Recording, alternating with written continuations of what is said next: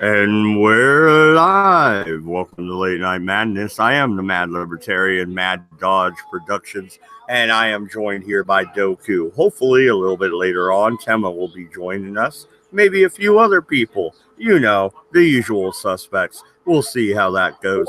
Tonight, we are going to talk about free speech. Yeah, I'm still harping on it. Damn fucking right I am. I'm not going to shut up. I'm not going to shut up until we win this fucking war. I'm looking at you. Yeah, you. Looking at you. I'm looking at you, fucking Twitter outrage mob. I'm looking at you too. Hey, Vox. Nice to see you. Welcome to the show. Anyway, how are you doing tonight, Doku? Oh, I'm absolutely delightful. How are you doing? Oh, well, perfectly fine. I was just chilling, figuring maybe I'd play a game of basketball or some baseball on my PlayStation. Then you're like, motherfucker, you didn't do a show today. I'm like, all right, here we are. So let's argue. You're not allowed any fun. I'm sorry. Yeah. So let's I have to apologize. Yeah, well, you know what? No, I'm with Crowder. I'm not sorry. I'm not sorry for anything. I'm not sorry for you being a whiny little bitch, whoever you may be. Whoever, anybody who fucking just shows up and goes, "Oh my God, that's a horrible joke." Grow up. Well, watch some Robin Williams. You'll be so better. If we're really going to talk about free speech, I mean, is there anything to actually apologize about? And I know I was kind of screwing with you, and it had you start a show and everything, but do we really need to apologize? Hey, sorry you don't like my opinion. I don't care. I can say whatever the hell I damn well please. If you don't like it, tough shit. Yeah, you know what? Yeah, no. What do you want? What are you gonna do? You're gonna demonetize me? All right. Hey Joshua, will you buy a T-shirt whenever you get some extra scratch, homie? That's all I gotta do. Crowder proved it. And I'm bringing up Joshua because I saw him in the chat. What's up, bro? That's it. That's what's so funny about this is, okay, yeah, Carlos and Vice, Vox, the Huffington Post, BuzzFeed, The Guardian, the Daily Beast. Yeah, you guys have been coming after us for God knows how long.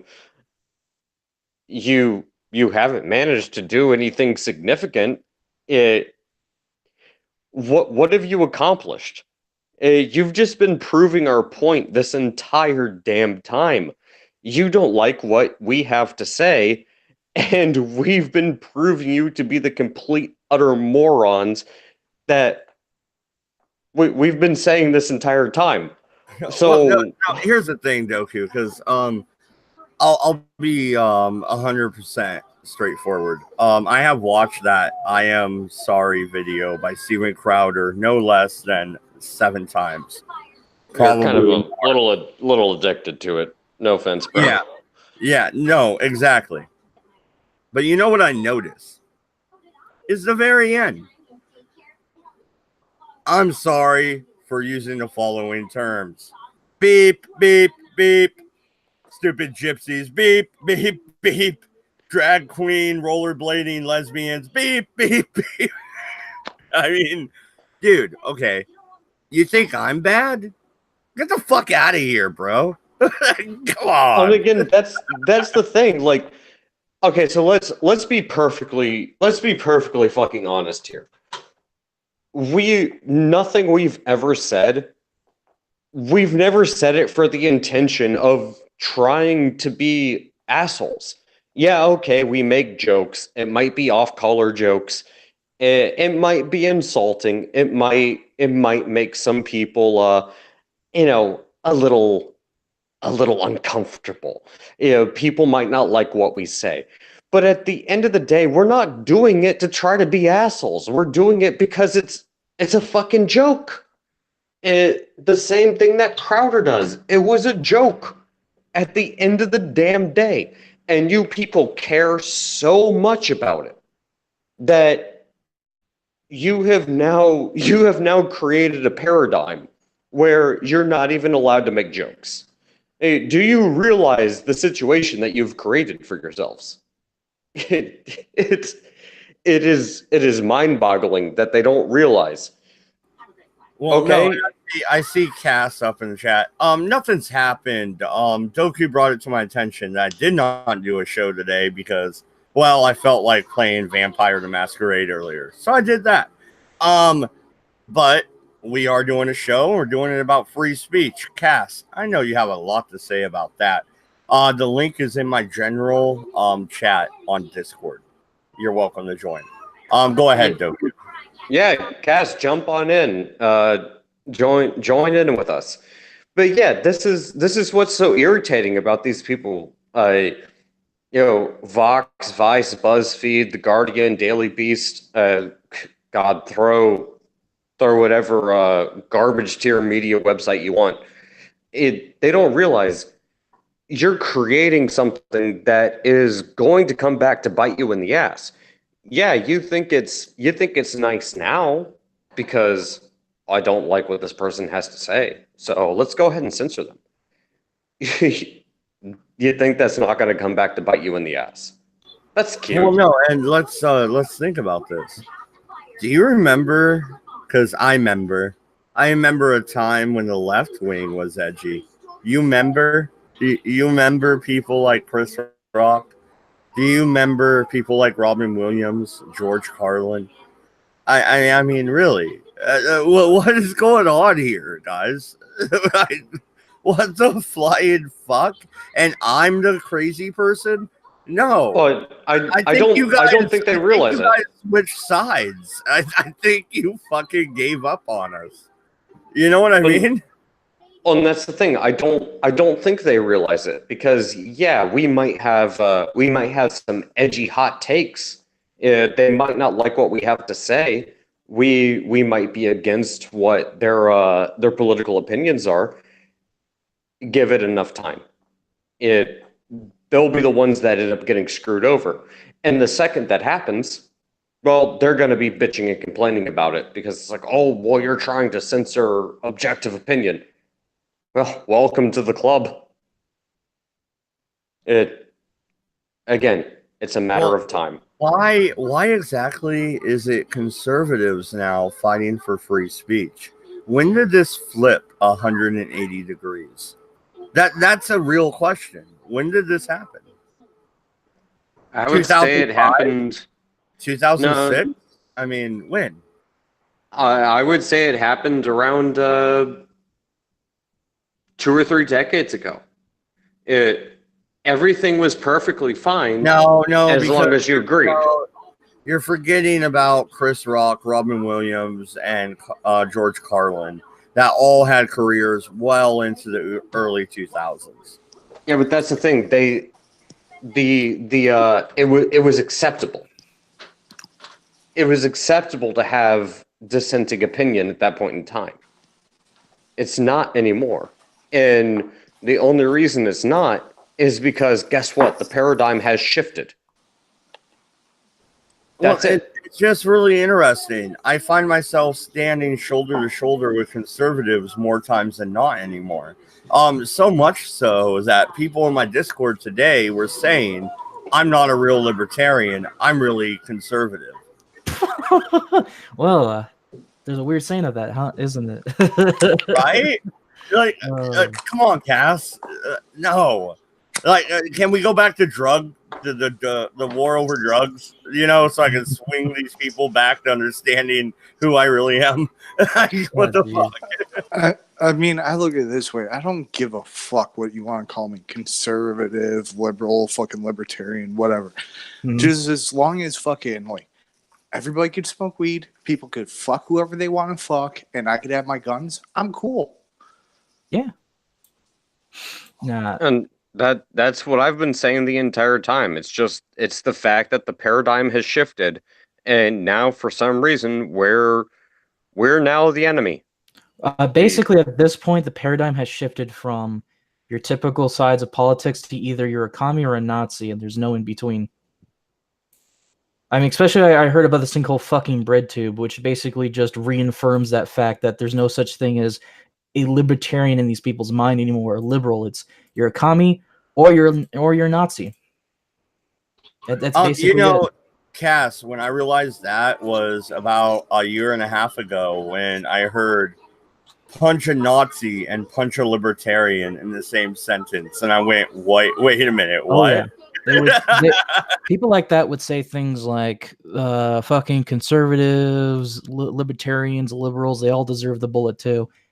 And now those people are like, oh yeah, YouTube's like, oh yeah, those bread tube guys, those communist guys, they're going to make a snide, what they call it, dog whistle now, because apparently a sly remark is considered a dog whistle about supporting communism. You know, the conquest of bread. You know, written from a lovely radical that thinks killing and essentially sticking an AK up someone's ass and pulling the trigger is equivalent to saving the world revolutionary, is totally not advocating for something.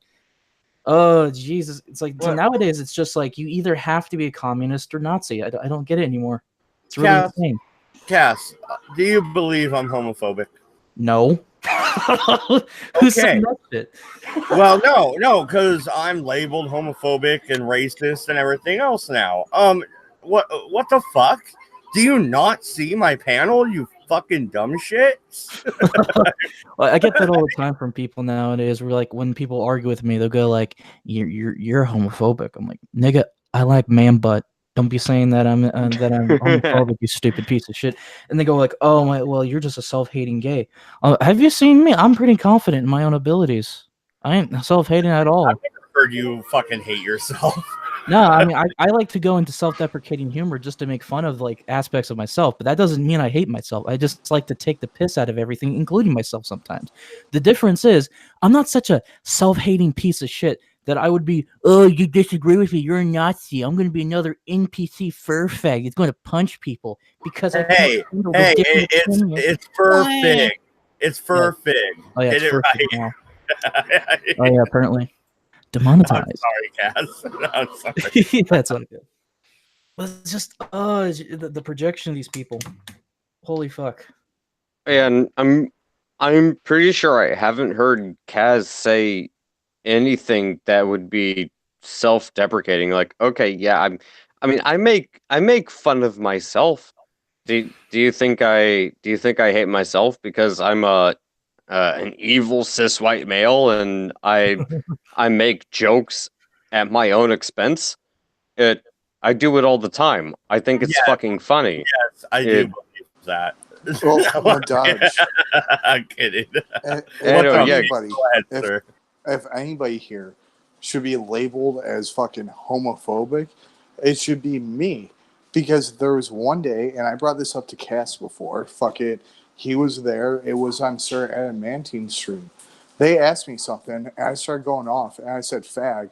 And I stopped, I went, hey, Addy, Cass, I said fag. Are we good? And they were both like, yeah, you're fine. I was like, sweet, I got fag privilege right now. And I just started going off. Like, what the fuck?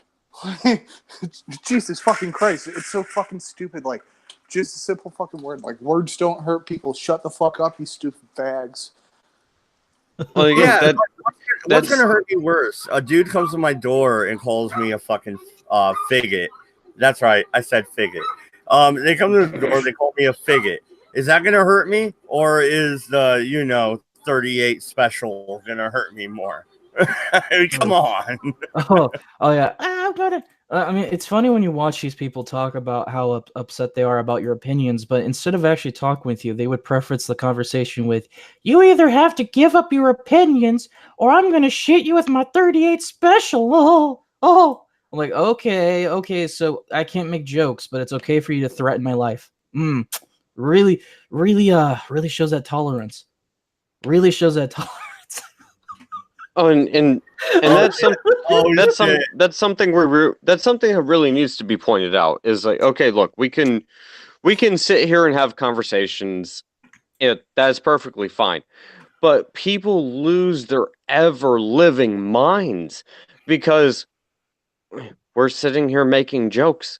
And the thing, like, you can have people who are straight, who are gay, who are bisexual. We don't care.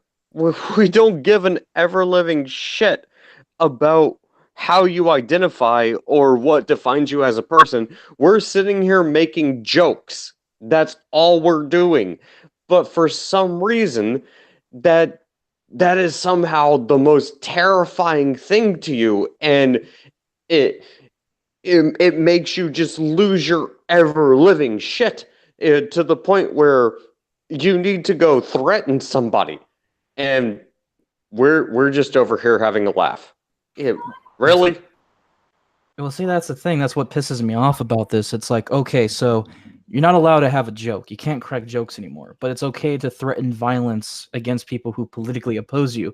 Like when you've gotten to that point in your ideology that your entire fucking point is to threaten the lives of people because they don't like you. You don't like them, and you can't take jokes. It shows how fucked your mind is. Because at what point is a joke worse than legitimate threats at someone's life?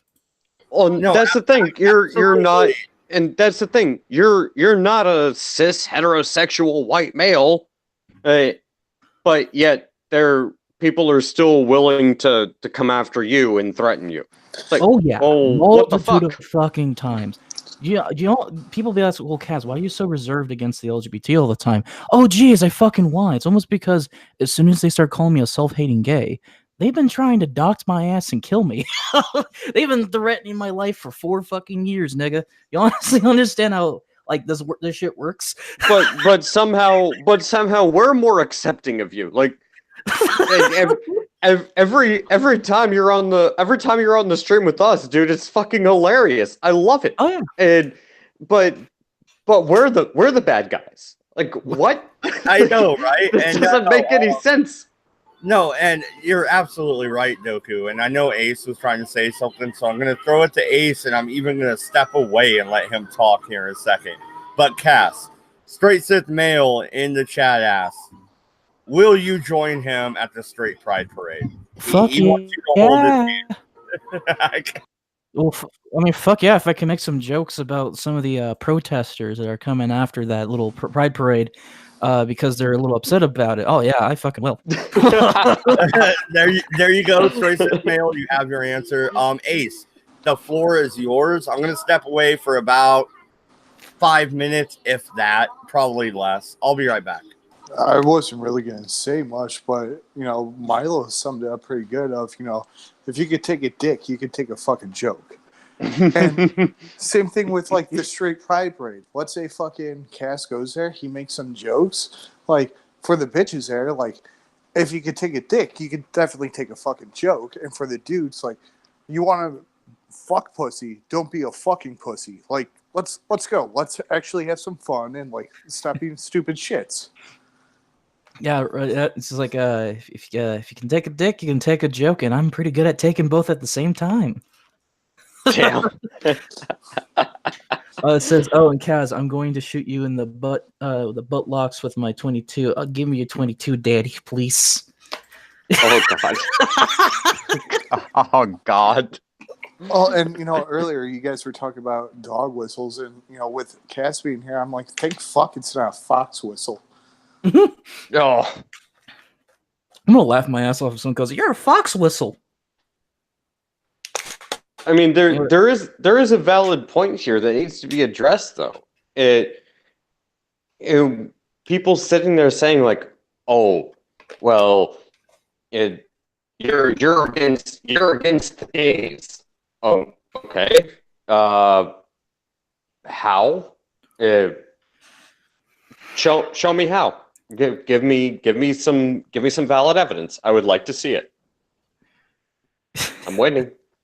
Well, I don't know. It's people trying to use the voice of a particular group as a way of as a cudgel against people's personal opinions, political discussions, and jokes of any kind. And it's fucking disgusting because I sit here all the time, and be like, okay, mate, stop talking for me. I don't give a fuck. I'm not personally offended over people's jokes. I've dealt with a lot worse in life than someone making jokes at my expense. I don't give a fuck.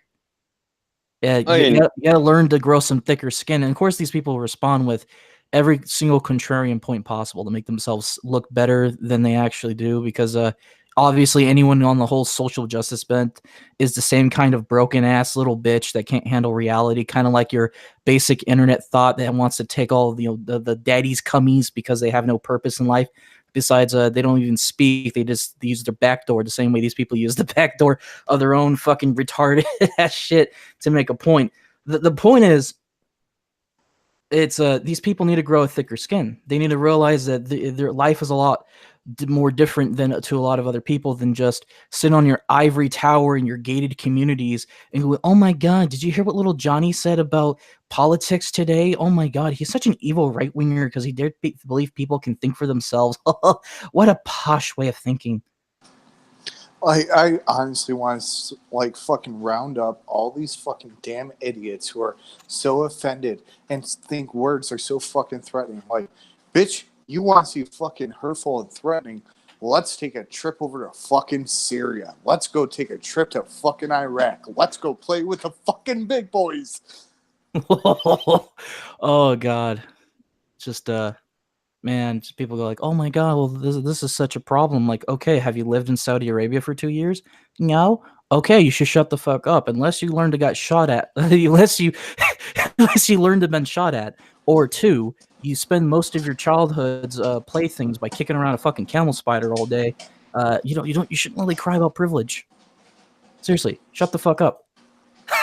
And that's the most annoying part of it. I mean, obviously I have to say, like, okay, yeah, I'm not gay, but if I was, I would be really fucking irritated that somebody is using me as nothing more than, a political totem pole to fucking sit there and stand on and say, look, I support this group or I support that group. Like, no, go fuck yourself. It annoys me all the time because people go tell me, hey, Kaz, you've seen like Kevin Logan's latest video or ContraPoint's latest video about this person they're attacking because they got all the rights from YouTube to do with it without, prosecution. But God forbid you talk about pedophiles in any way. There goes your fucking channel. Oop, bye. Never coming back.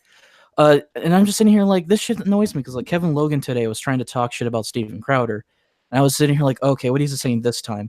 And then he goes in and talks about Saudi Arabia censorship and how they killed a journalist for trying to expose the government and tried to use that against Steven Crowder as if this guy is a hypocrite because my semantics. I'm like, nigga, I have never once you talk about all the rapes that happened under Saudi Arabia's government laws, the restriction of freedom of speech in every other area of the civilian level, the amount of sexual and physical abuse that happens to both men and women in that country, and the fact that women are beaten half to death, and the boys are expected to be future little killers for their religion. I don't hear you talking about it, but when you use it to conveniently go after people, go, I'm going to go after Steven Crowder because look at all these like sad, poor, pathetic little minorities and disenfranchised people that need my help. Fuck off. And that's one thing that also fucking blows my mind with these goddamn fucking crazy bastards. Like, you motherfuckers on the LGBT fucking, AQXXP fucking 92 hike fucking level, like, you support Islam? Like, you're all about that shit? Like, are you serious? Like, you realize, like, in America, like, they let you fly that rainbow flag. Like, we could have the dude on the roller skates with the short shorts and the orange vest on the sidewalk going, hey, bitches! And, like, that's completely fucking fine. He's not getting thrown off a goddamn building. Like, you realize how fucking good you have it? Like, what? Yeah, but no, Islam is so loving and tolerant, right? God, I remember when I was a kid, the first time I saw a faggot get thrown off the roof. Because I ended up having to live in countries like that at one point. And these people want to go and preach about that. Mm-hmm. Well, no, and Laszlo in the chat thinks our spelling of public soapbox is great. So, yeah, you're welcome. You can thank Doku for that spelling. I asked him what spelling I should use. He went with that. Hey, you're the one that did it.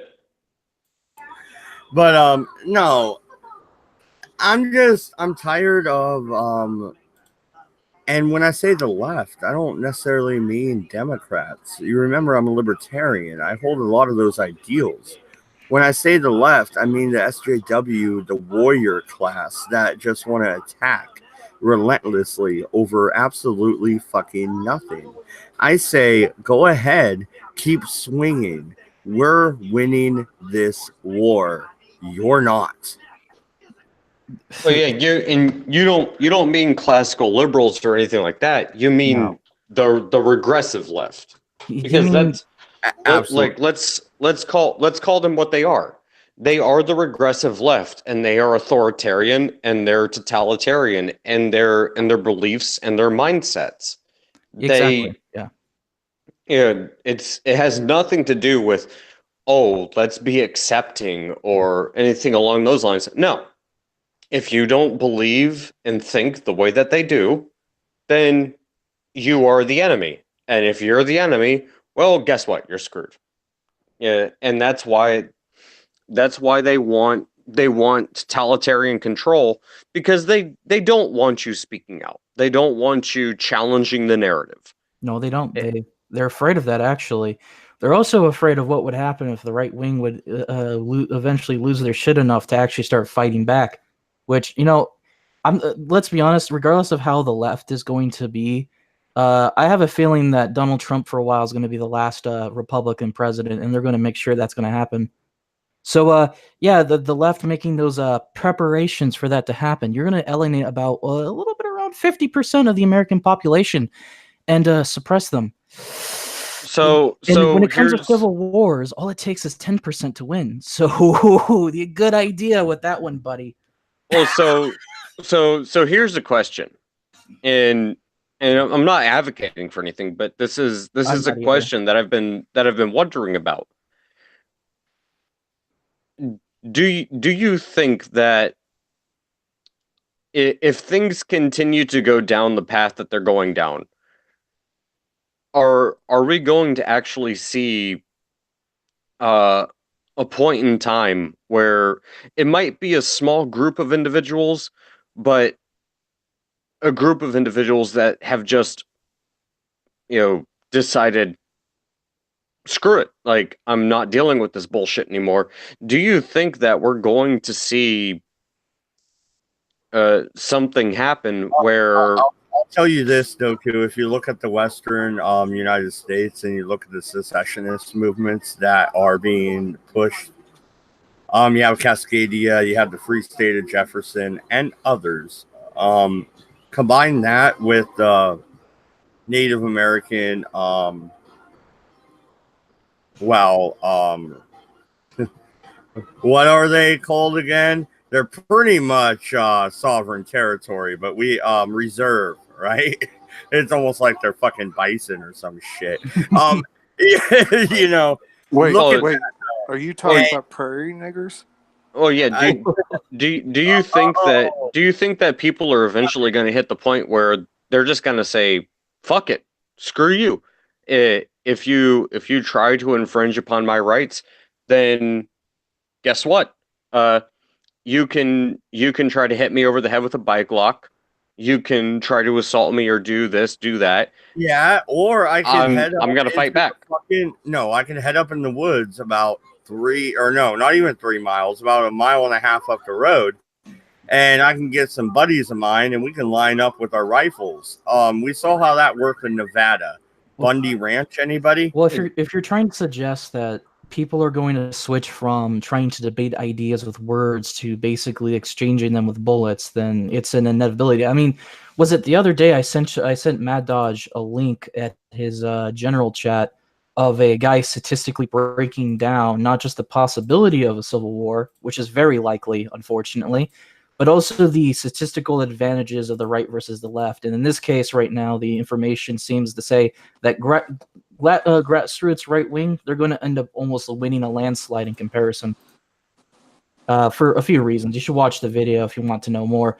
The point is, it's like, I think at this point when it comes to the regressive left, I think we need to change the definition of the word to say this. Let's call them what they actually truly are. Communists in sheep's clothing. because that's exactly what they are. That's exactly what their policies are, what they're advocating for, what they're trying to endorse and protect and destroy, which is destroy anything that doesn't agree with communism or overt socialism, and support socialism and communism. That's what they want. That's exactly what actually makes me rather terrified. It is a small group on one side and also on the other, but the one side that has not resorted to violence has been the essentially the libertarian side, the side that actually, if you really wanted to provoke them, they're the ones that would be able to actually carry out a war. Yeah, they're the ones that would have the guns. Doku, we're the assholes where we're not going to shoot you, all right?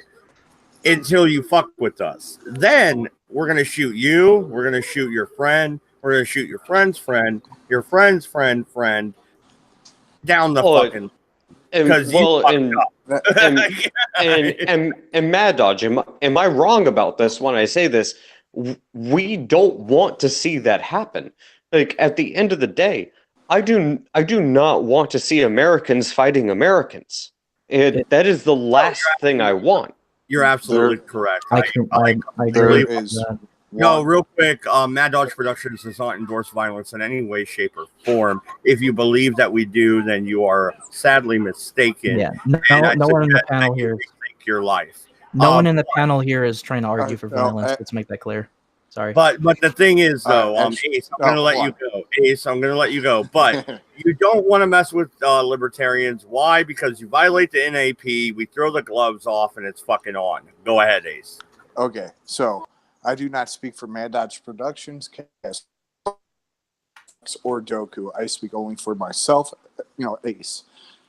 I completely endorse violence. Violence is the answer. Fuck shit up. Now, with that being said, there is one factor on the whole Civil War thing that we haven't brought up, and I know me and you may have gone down this road, is the military. If it comes down to an actual civil war, the military is going to. And Madaj brought up, all right, Ace, you're a vet, let's say freaking you're in right now, civil war breaks out, and you see me across the freaking battle lines, would you shoot me being an American? I'm like, well, here's the thing. Are you threatening me with some sort of violence? Do you have a weapon? Are you pointing at me? Because if it comes down to that factor, absolutely. Fuck yeah, I'll kill the fuck out of you. Ace, let's make this easier. We know each other. You see me laying across the field, prone, 308 out, cocked, loaded. You're on the other side of the field. I see you. We know each other. I'm going to hesitate a second. I'm you have military training. Nope. You won't. You will pull that trigger. Yep. Nope. I do not give no fucks about it, because here's the factor. It comes down to, at that point, of self-preservation. Whether one side is right or one side is wrong, it doesn't matter. It's self-preservation. But then again, when it comes to the military, will you show up to fight that battle? Now, I'm saying there would be a defection from the military. Absolutely. Sir. There would, but I do want to tie this back into the political aspect. With the military getting involved, that's where the left is going to have the upper hand on the ideology part of it, because they're going to go, look how authoritative the American government is. They want to suppress everything, yada, yada, yada. They don't want people to do this or that, so they might have an upper advantage in the psychological warfare aspect of it. Well, again, I would recommend watching the video I've posted in Mad Dodge in general about it a day ago, because they actually they went over and statistically talked about the military's effects, and at least what they determined so far, because this information comes from the certain people within the government, or at least worked in the possibility of red team versus blue team winning the Civil War, which is obviously a nod to right versus left. because the government's been aware of this for like decades now. Right. And they would say that the military would actually be a huge advantage for the right-wing grassroots movements. And the reason for that has to do with a massive amount of defection, and because the Civil War is not going to be about just left versus right entirely. It's going to be, do you want communism to rule you forever, or do you want to actually try to reinstitute a constitutionalist government again? And there's other factors involved in there, like of course. Like communication, at, which that video did not really express too much, which is unfortunate. I mean, well, and the other thing is you got to look at, okay, you know, with the military breakdown and whatnot, the other thing that you're looking at is what percentage of veterans will fall on that red or blue. Okay, what are their, and now they're more for the Constitution, so the freedom of speech, the firearms, you know, everything like that. So that's when you also get exponential factor of like, yes, you might have these quote unquote grassroots movements, but then you start to have a lot of military trained motherfuckers. So it's like, shit, do you want to fight with the dudes who are having like the Antifa gym? Yeah, but here's the thing. Out of Chicago? Okay, Ace, people like me, yeah, we will take our families and we will run to the hills. We will take ammo, tools to reload, and powder with us, and seeds. And I'm close to a river where they bottle the water and sell it. I'm close to a clean river. I can run to the woods. And are you going to come for me? You're an American citizen. Are you going to come for me when I didn't threaten you in any way? I'm not trying to overthrow the government. The government is trying to overthrow me. No. Okay. So you're looking at a different aspect. I'm talking more of like the political side of it. You hiding in the woods, you have a little commune of like 50 fucking plus people. You're doing seats and whatnot. They're going to look at that and go, all right, yeah, they're just fucking off in their. Here, I'll give you a great example. Okay. So when I was over in Iraq, we were over by a place called Lake Tarthar. There was a little bazaar out there. Okay. They had maybe like 15, 20 different shops. We didn't give a shit what they did, but we monitored what they did because we knew there was one or two different informants for Al-Qaeda and the Mujahideen out there that would come in and out of the bazaar. So we didn't fuck with them. We just monitored it. And the same thing could go for something like that. You know, it's whatever. That's a good point, Ace, because, man, well, I tried to apply for a job doing the census, right?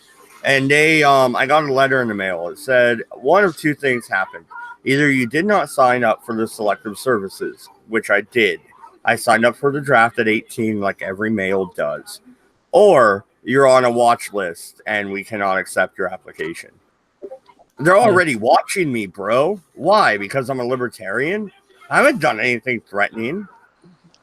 That's a whole different crazy aspect that we can get into like later. But I know Cass has been chomping at the bit to say something. No, it's all right. I'm just putting in. I put in Discord general. Mad Dodge's general Discord.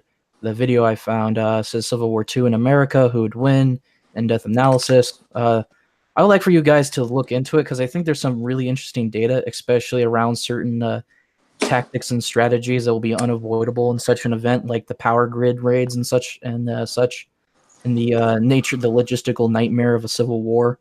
Oh, which God, is another problem. Yeah, so like I think it's interesting looking into this, not because I'm really interested in hearing about who would win or who would lose, because that's even with statistical data, that's never going to be truly clear unless the war actually happens.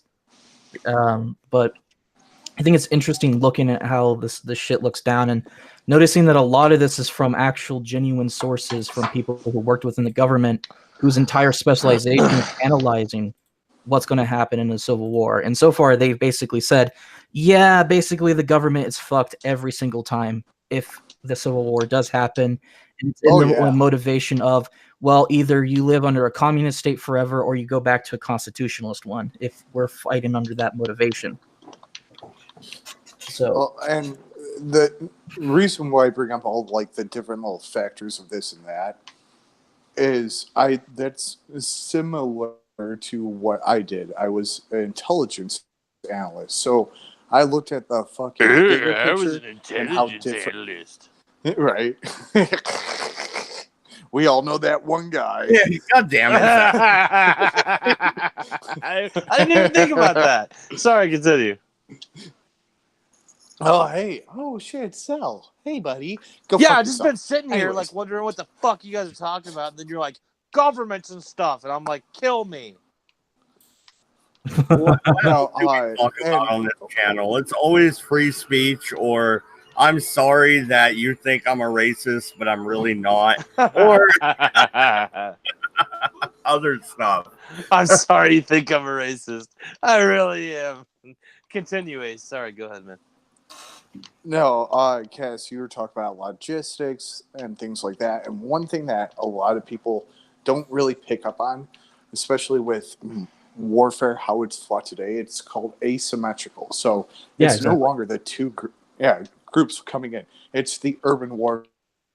It's, actual guerrilla warfare of how do we destroy their supply routes, how do we demoralize them, different things like that. And a lot of the war is actually more psychological than it is bullets and bombs. What's up? Ace, I gotta cut you off. You don't want me to become the Taliban. You know why? Because I live right next to four dams that are rock dams that can easily be destroyed and flood the entire Willamette Valley. Or you do not want me going rogue, my friend. What are we talking about? Another civil war? Yes. Yeah. Oh. No, and this is all theoretical, people. Do not flag. Do not. No, yeah. This is a good discussion. Let me throw in my 2 cents real quick. It was a bit controversial, probably, when I said it. I don't know. There's like 4 people on the internet that care what I have to say. But I'll say it again here real quick, and then I'll let Ace finish up his point, which is going to take another 3 hours. That's how slow he talks.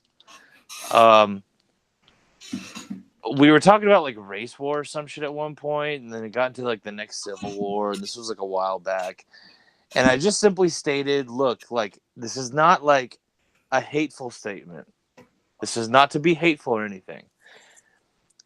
This is just sure, you're going to have maybe the blacks. Sure, you're going to have maybe the Mexicans. I can imagine that scenario. The Asians, they'll probably side with the whites because we kind of like those dudes. But I just wanted to point out, if the Civil War thing happens, like if it really does happen, like the last thing you ever want to do, and you see it all over the news all the time, last thing you ever want to do, and the last race you ever want to push to the absolute edge is the white race. It's not a pretty picture. Oh, and don't forget the Asians. No, well, dude, hold on. I'm saying like the Asians don't really calculate into it because we do have a respect for them. And we would probably just fucking side with them and fight alongside each other. Well, I'm saying if we are arguing in a racial category, having both the white and Asians work together is kind of a scary thing for the others, isn't it? Give me it those is kind of a scary thing, yeah. Give me those goddamn roof Koreans, man. No, but I just wanted to point out. Like, I was thinking more along the lines of Bruce Lee, homie.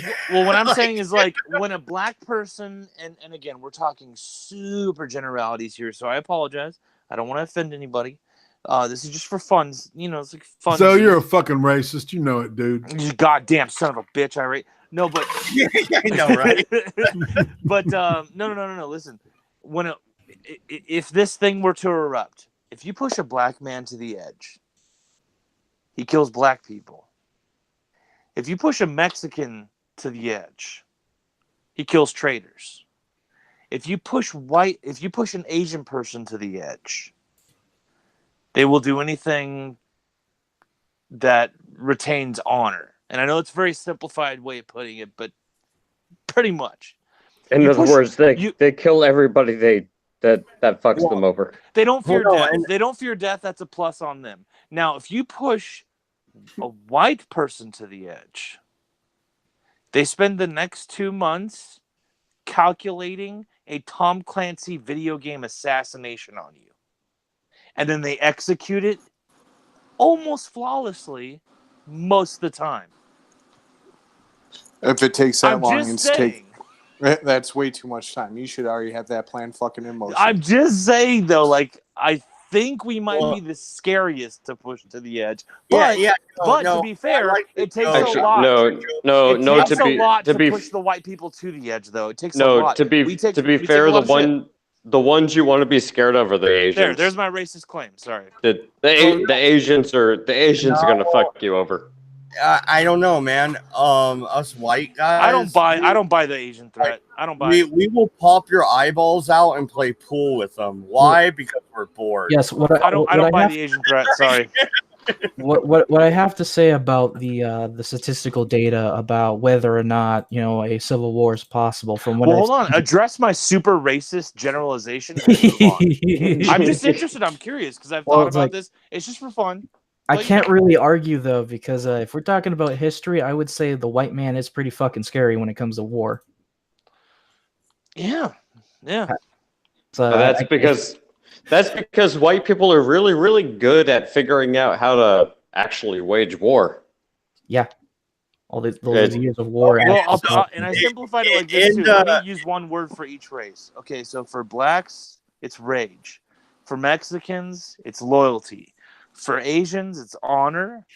For whites, and this is why we got so scary at one point, for whites, we're the masters of cooperation. We actually will totally dig on cooperation. The other races, they'll kill them. They'll kill each other. If we get pushed to the edge, we'll go, hey, you want to work together for the next 100 years? Yeah, sure.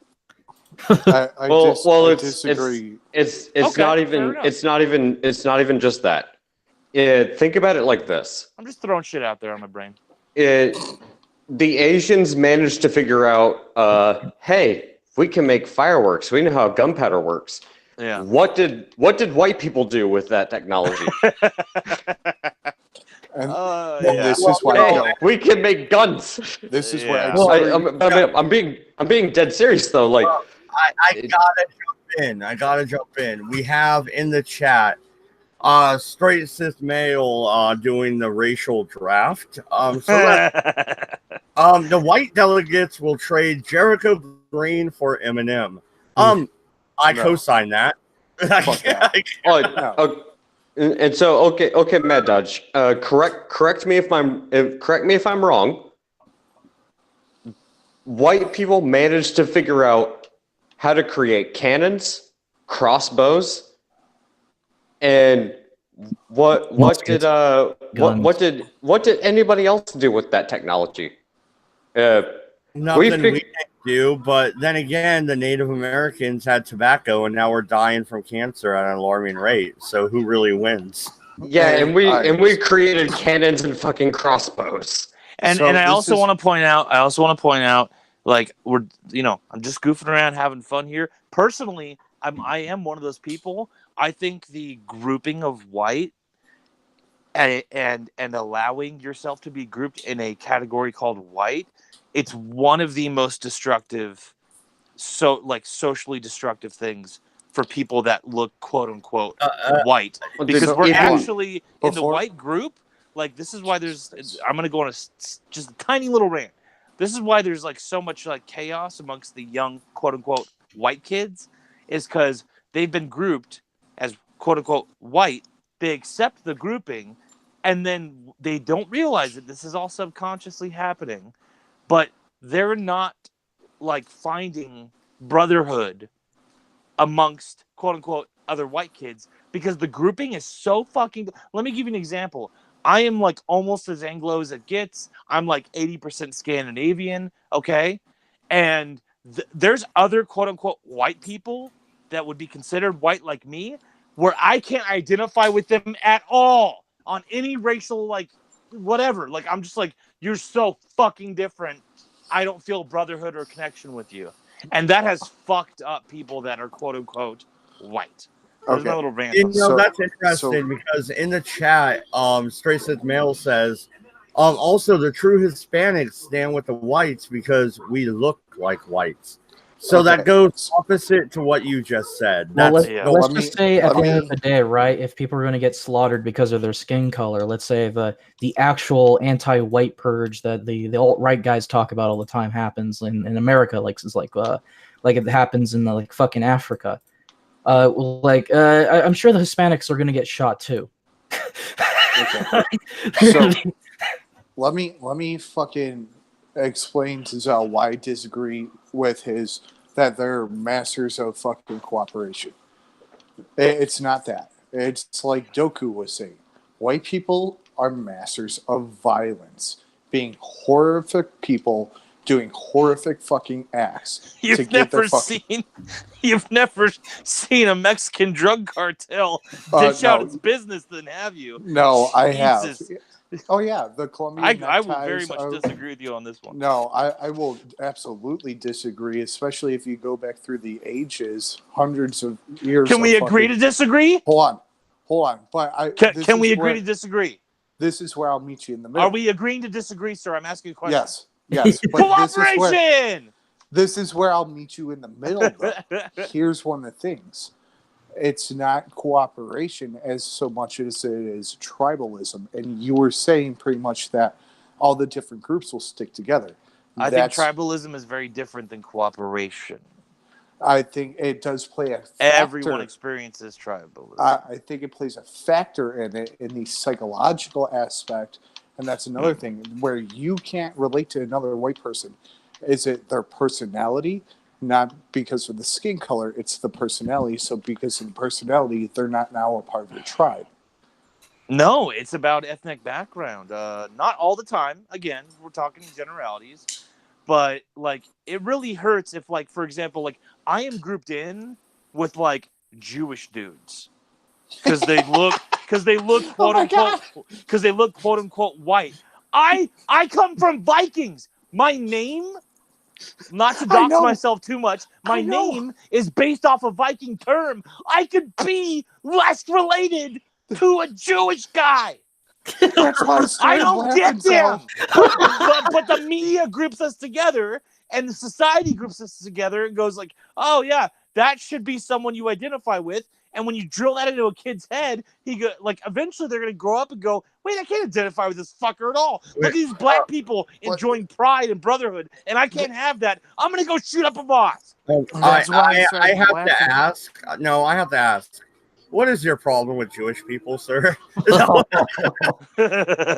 I'll tell you like this. Oh if boy, you this knew, is I'm gonna get my publicist. I'll be back to you on that. Yeah, fair enough, sir. I think you Like, should try if a you- therapist. if you knew what his name is, like you would understand why that is so fucking ridiculous. Oh my god. Nah, but anyway, the point I was trying to make was trying to look into all the statistical data about like the Civil War and how possible it is. I think it is. I think it is pretty frightening that it is statistically likely to happen. Very Can I likely. ask you a question, Extremely Cass? likely. This could be for anyone, but mainly for Cass first. Real quick, I'll be right back, guys. All right, Sure. all right. I've always been curious about this whenever this topic comes up. I've always had I think I agree with you, but I've still always had such a difficult time visualizing what it would look like. And so my question to you would be, even if you have to just make up a scenario to give me an idea and others an idea, what would the first real, and I guess it has to be violence because that's the real planting a flag of we're starting some shit. So what would be the first, like, how would I learn about it? I'm sitting at home, and then how would I learn, oh, there's a civil war going on? What's going to happen? Is it one guy that just goes and shoots 5 of the people, and then a bunch of people stand behind him? Because I don't see that really happening. How does this start?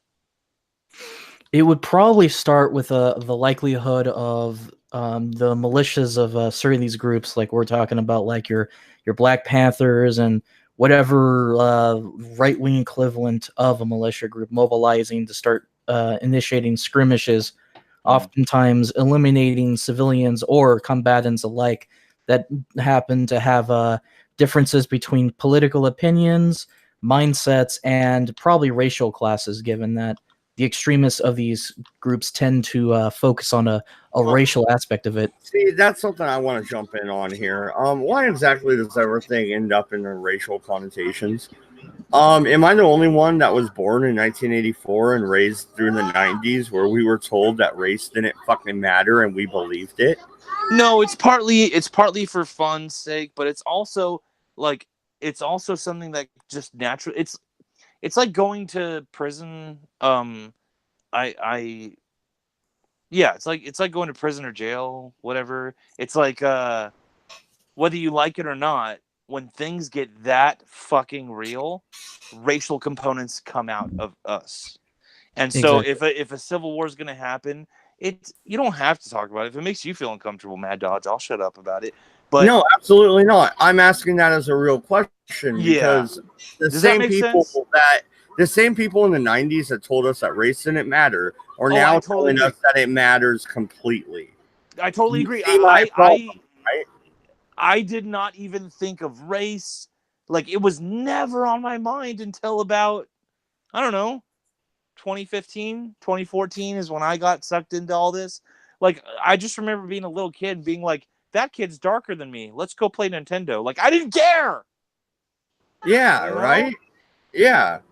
Like, so I didn't get that Mario was a goddamn fucking Italian stereotype until I was a fucking grown-up. You know what I mean?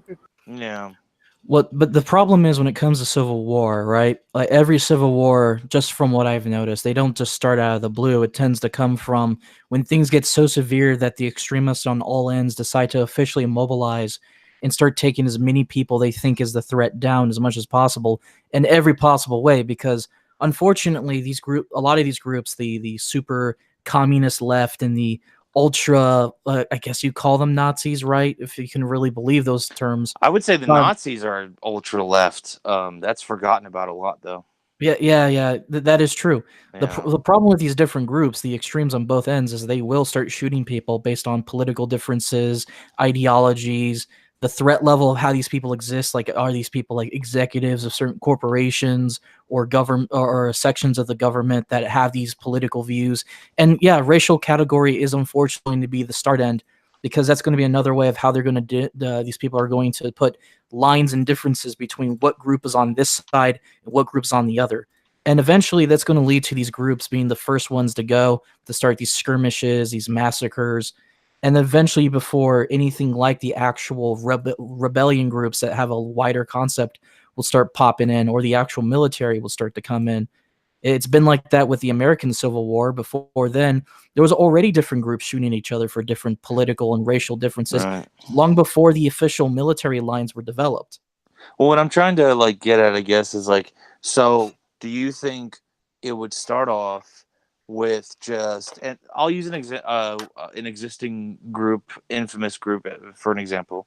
One day, if this were to kick off, Antifa could just be on the news and the news reporters could be going crazy because this time Antifa decided we're going to start killing people. And do you think it's going to be like that? Going to ignore that, assuming they're not going to ignore that, because there might be a political narrative not to show people on their own side. Once the murdering happens, I do think that they will report that honestly and freak out because they don't want to be associated with it. But do you think? True. I just want to know, do you think that's how it will happen? Is boom, all of a sudden. Well, there it is. See, when the Bundy Ranch incident happened, I thought that would be the flashpoint. I was sitting by and waiting for it to explode. The government refused to pull the trigger. So do you think they'll cover up the fact that if a civil war starts, you still think the mainstream media would still be like, everything's fine, guys? No, I don't. But the thing is, whenever Ace gets back, I want to challenge him a little bit on his premise that, if I'm in the military and I'm on the other side of the field than you, I'll just squeeze the trigger. I don't think you will. And you know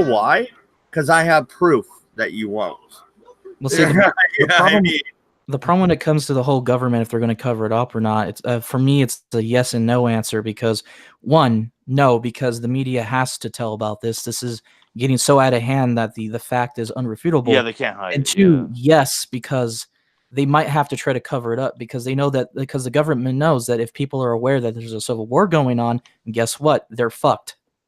They are absolutely screwed. Who, the mainstream They media? are them, the whole government, basically everybody. So you're saying like just like they do nowadays, you're saying like they will, like the smart thing to do would be to address it because you can't ignore it obviously, but what they possibly could control like they do nowadays is maybe the narrative, the context behind Exactly. it. Yeah. But at the end of the day, when it comes down to civil wars, it's going to be a bunch of crazy people from both sides initiating it before the actual genuine rebellions or government groups that are trying to fight based on what people can identify with will be able to come in, and these actual battle lines, at least to a certain extent, will be drawn. Well, no, and real quick, first off, my wife's cat is a fucking dick and keeps biting my Achilles tendon. A little fucking bastard. Anyway, 40 ounce joined. We're talking about free speech. Well, it evolved to the next American Civil War.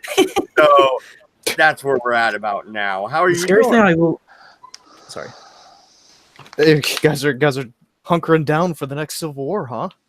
Got your M16s and got your pipe rifles loaded. Well, I'm the one who's having trouble imagining it, even though I think, yeah, sure, it's possible. Kaz is the one who has probably like a more fleshed out visualization of it. And that's kind of where we're at right now. Is I'm like, how would this thing kick the fuck off? What would be the incident where we'd go, boom, that's it, Civil War, it's starting? Like, what would it look like? You know, it's an interesting question. Yeah. Well, I mean, it'd definitely be along political lines for sure. But I mean, exactly. Even then, how divisive are those lines going to be? I mean, there's all kinds of fights that can break out. I mean, there's a political civil war happening, kind of right now at the moment. Yeah. You saw it during the last election. People were out throwing bottles of piss and rocks at cops, and said people were backing up cops and knocking out Goldie, or what was her name, Moldilocks. Yeah, that's it, the girl with the dreads. So I mean, people are getting knocked out all the time already. It's just give it a few more years, and give it a couple more crazies with a couple more guns. People, who's the fucking Bernie guy who had a list, like a long like 10, 15 character list of people he wanted to shoot up at that baseball game? Fuck. Yeah. Oh, are you talking about the fucker that shot at Rand Paul? Yes, the fucker that shot at Rand Paul. Fucker, dude. Fuck him. Well, the point is I've been looking into all of this information, a lot of YouTube videos, and a lot of other sources about the possible American Civil War 2.0. And so far, from what I got from it, it's likely going to be a huge issue about what side gets the proper representation in terms of politics and what other doesn't. Because right now we're seeing a situation where, at least in this information, they're talking about what's going to kick it off. It's going to be a huge issue with how the right wingers will be completely censored, not just in YouTube or the internet, but just everywhere in general, and that there'll be no representation for basically 50% of the fucking population based on this political extremism from what the left is pulling with the censorship and what everyone else is pulling on their own problems. And this is going to cause another powder keg that's ready to explode. Yeah, and I actually think you hit the nail on the head. You couldn't have said it more perfectly. And I think one of the biggest reasons that shows the whole political divisiveness is truly about the matter of representation is the fact that you have a lot of people, even today, vast swaths of liberals in, LA on the West Coast and the East Coast, that they turn around and they say, oh, well, what's the point of the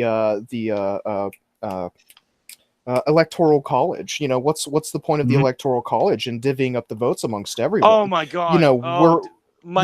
Today my grandmother and my aunts, I'm sorry to cut you off. Oh my god, this made me so mad today though. So I was at my grandmother's, seeing my grandmother. We're sitting down watching TV. She's fucking watching news, and they bring up the Russia shit with Trump. And I just kind of go, oh, come on, like this shit again. And it goes into my aunt's like, the Democrats want to get rid of, like, oh, that's right. My aunt was like, he didn't win the popular vote. And I was like, yeah, because we're not a democracy. And thank fucking God we're not. You don't want a democracy. And they're like, But I would like to clarify. what? They want the fucking electoral college gone. And I'm like, okay. I think we have like a fucking a communication issue here with generations. Well, not just generations, but people in general. It's like Guns N' Roses. I think we have a failure to communicate.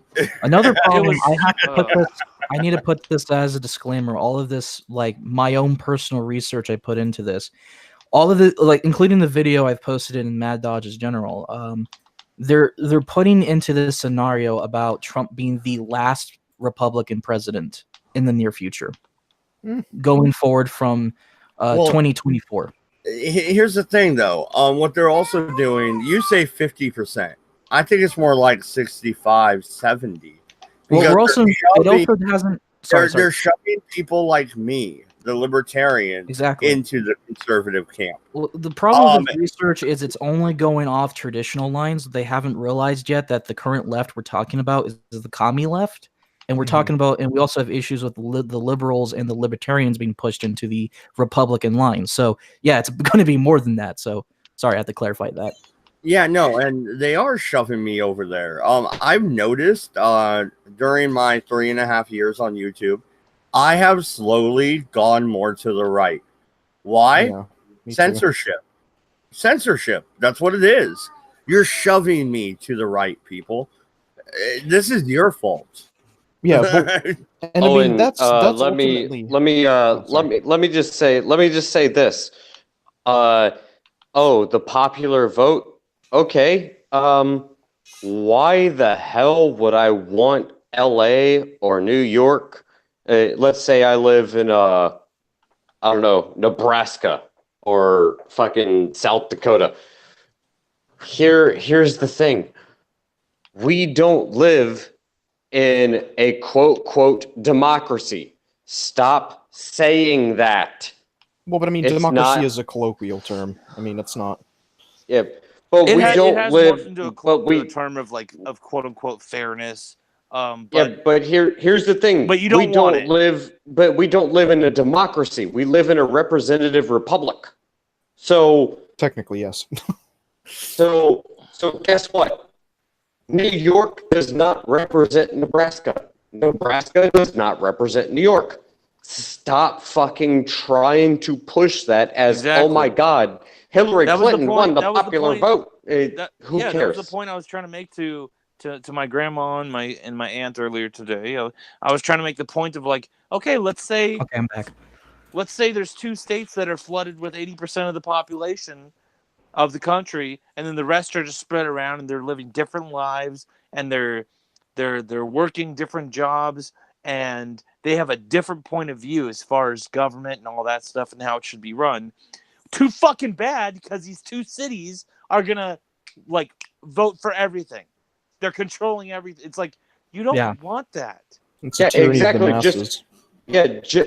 that's the reason we're not a fucking democracy. It's not the majority rule. Like, it's gotten weird, dude. There's kids that like they come out of college and they just think like, oh yeah, that's like fair and stuff. And it's like, you know what that might be thinking. Yeah, that might be all fun and good. You know, okay, you can have your Starbucks and you can have your Panera bread and whatever the fuck you want. But let's see how you would love it if, well, I don't know, maybe that the Central America just stops producing fucking food. Well, see, yeah, that's another problem that the video I posted also talked about. Most of these Republican states, right-leaning states, they're the ones producing all the stuff. What would happen if they stop? They would be completely screwed. Or they can't because all the infrastructure is dead. Yeah, well, and that's the thing. Okay, here, Mad Dodge, pause. So all of these people who think, oh, we need a democracy, who the hell do you think is actually going to repair your roads? Another statistical problem I've noticed. Someone gave me a quote. Sorry to interrupt. They said that the main problem with the Civil War is that the food's going to run out long before the bullets will. And that's another frightening thing. Well, no, you're absolutely right, and I am taking control at this point. All right, first off, fuck your roads, nigga. That's right, I said it. Oh, Fuck you. Second, 40 Why has is he been being trying so to talk. mean? 40 has been trying to talk since he jumped in. 40, go ahead. You have the floor, sir. My bad, No. Mad.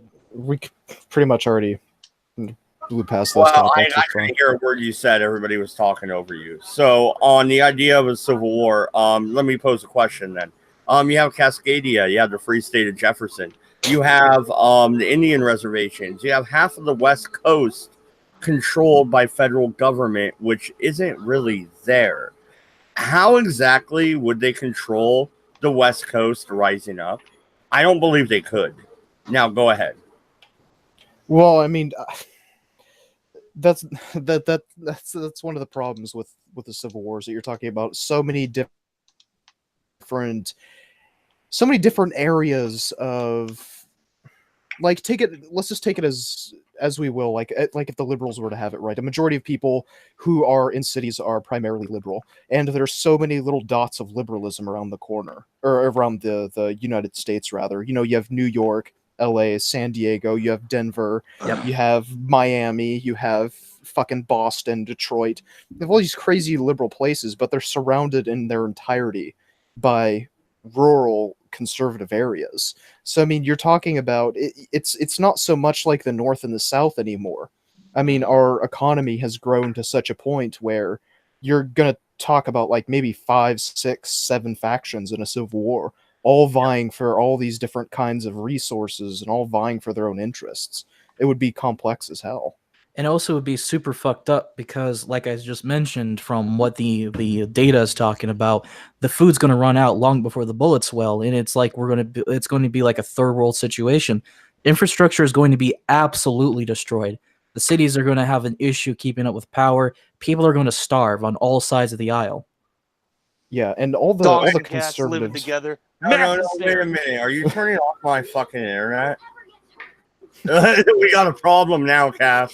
I have a feeling that the internet's going to have a serious problem functioning too. Like everything is going to go extremely haywire, and it's probably not going to be a very short war. Some of the data suggests it is.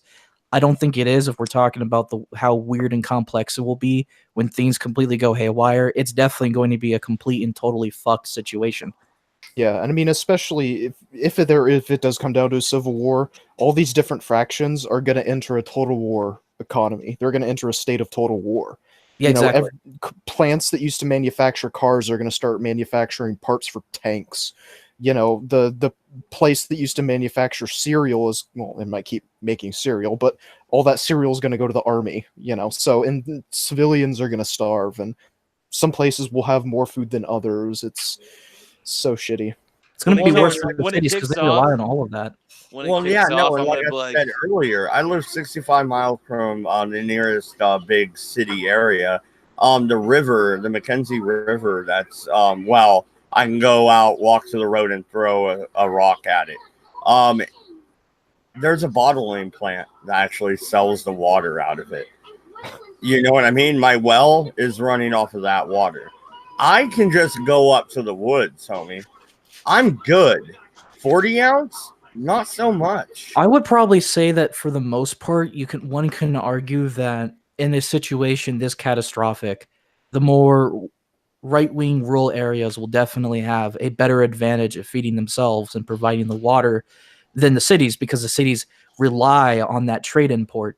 and they relied defending on themselves. Yeah, and defending themselves. So the cities are going to be the worst because they're going to run out of food well before the week is done, in the first week into this civil war, and people are going to starve in mass and things are going to go crazy. But at the end of the day, it's still going to be a huge situation where food's going to be a problem. Medical supplies are probably going to be a problem because if you're not joining whatever faction, you're probably not going to get all the medical help you need.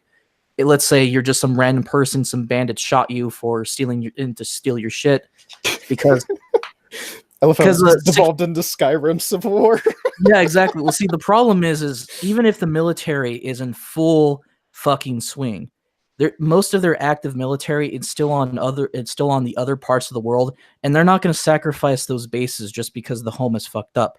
And unfortunately, they will still not have enough numbers to keep all the security up. So there probably will be bandits running around like crazy. And there's going to be a lot of banditry from the armies as well. There's going to be a lot more march to the seas, Mad Dodge, like in the Civil War. What was his name? Fucking I'm forgetting his name at the moment. Was it who was it? Was it Sherman that did the march to the sea? March to the Sea Civil War. I'm pretty sure it was fucking Sherman. It was Sherman, you cunt. Yeah, Sherman's March to the Sea. That's what I was talking about. Through Georgia. Where he Yeah. burned a hole through Georgia and went right through South Carolina, the fucking dickhead. Yeah. Anyway, go ahead, rub salt in the wound. Murdering, raping, and pillaging all along the way, stealing people's food stock, and They were what they couldn't steal, they fucking slaughtered and threw in the ditches so the people couldn't fucking eat it. Like, don't let MC fool you. This shit wasn't fucking pleasant. Well, I mean, it's war. I don't imagine it being a pleasant experience. Yep. Cunt.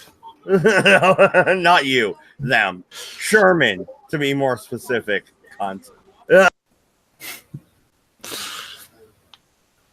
Sorry, I don't tend to like that guy in history. My bad. What did you expect? It's war. Yeah, exactly. So looking at all this Okay, data, what did you expect? It's war. I didn't see Robert E. Lee doing that through Pennsylvania. Now, did I? I expected a little bit of honor in war when the other side is showing you honor. You fucking. Yeah, you know what? And who won? Who won the war? You take this so personally. You weren't like even alive, bud. Who won? This is very strange right now. Yeah, I guess. Yeah, you know what, Mad Dodge. It's like that, Goku. It's like that. Yeah, Mad Dodge. It is like that. And it is like that because you know what? At the end of the day, it is war. And I'm sorry, you do what you have to do to win, even if it is horrific.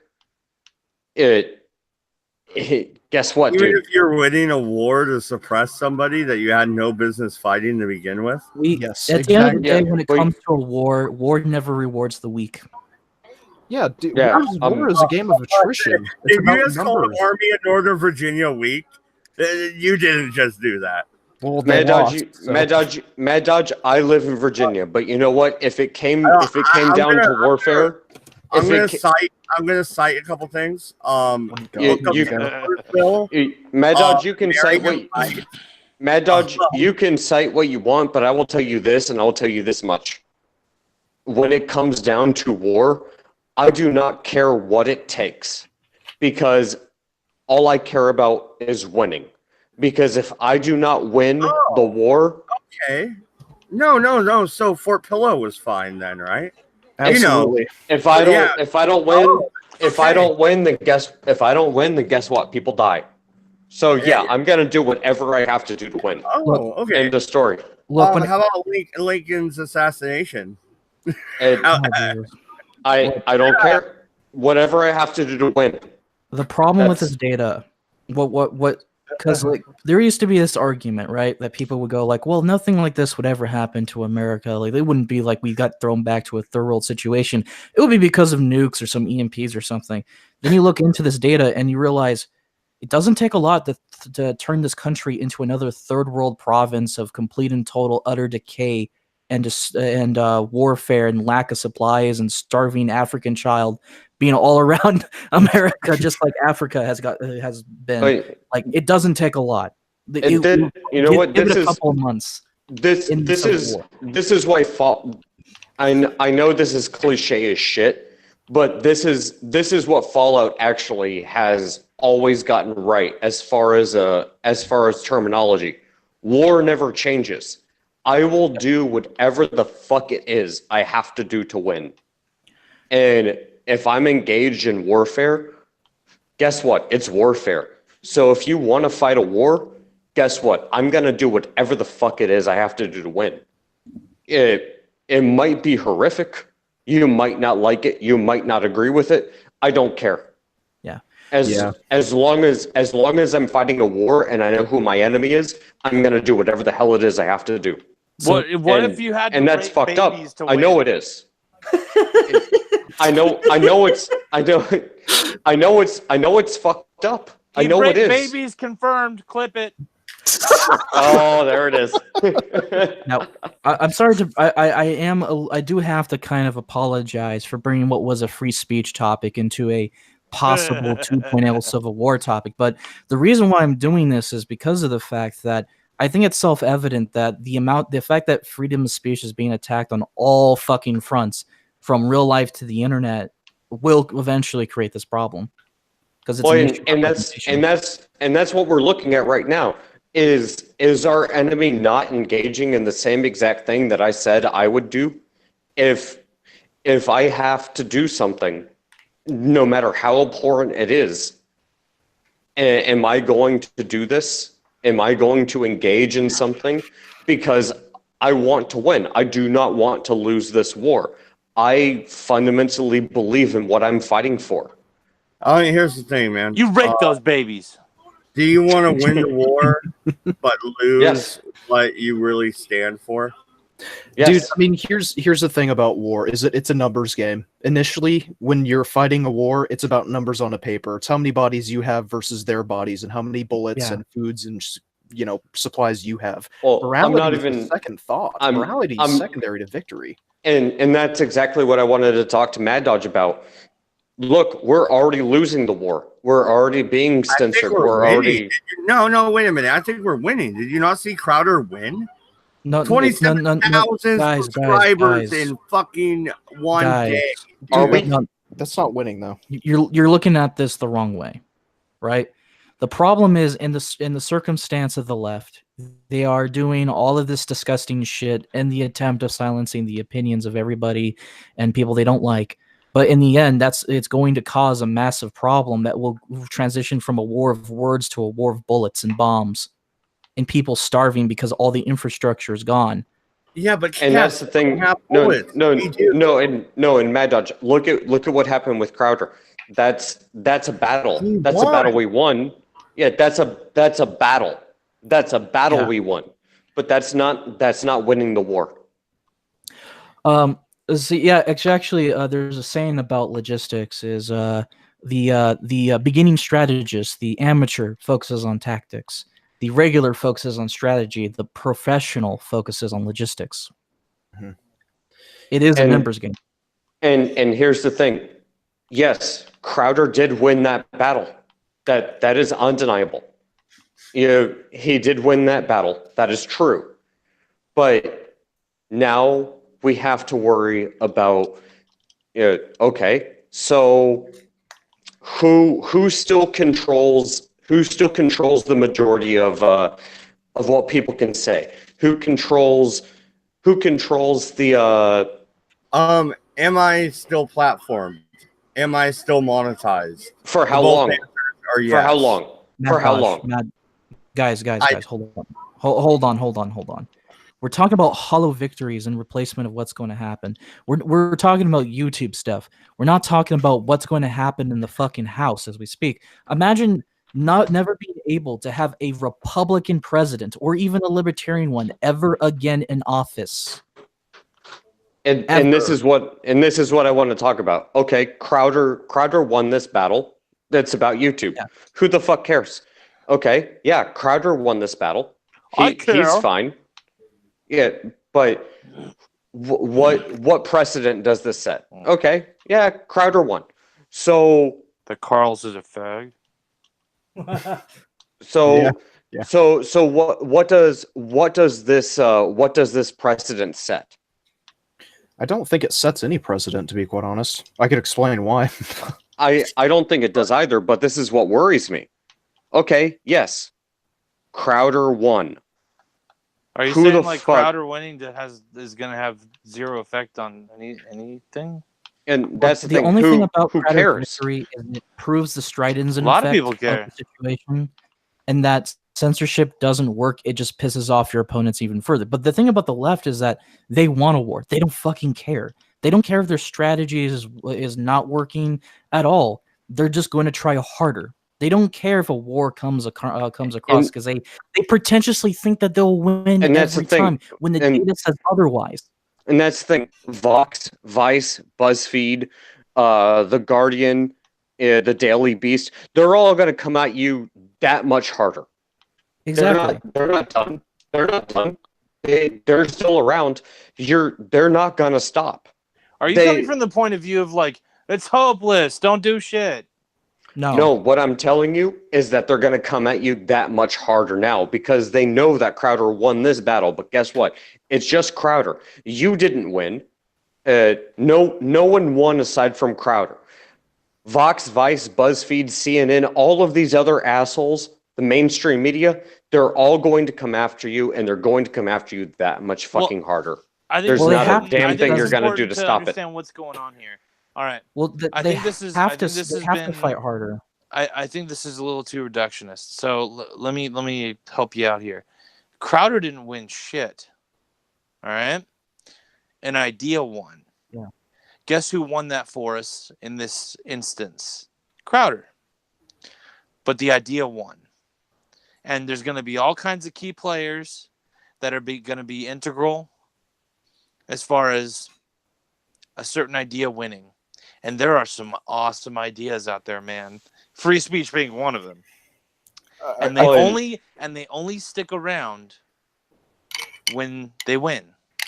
Okay, it doesn't matter. It doesn't matter who wins it for us. That's a fair point. That's a fair point. But what I want people to realize is that you're going to have all of these groups. Yeah, the lame stream.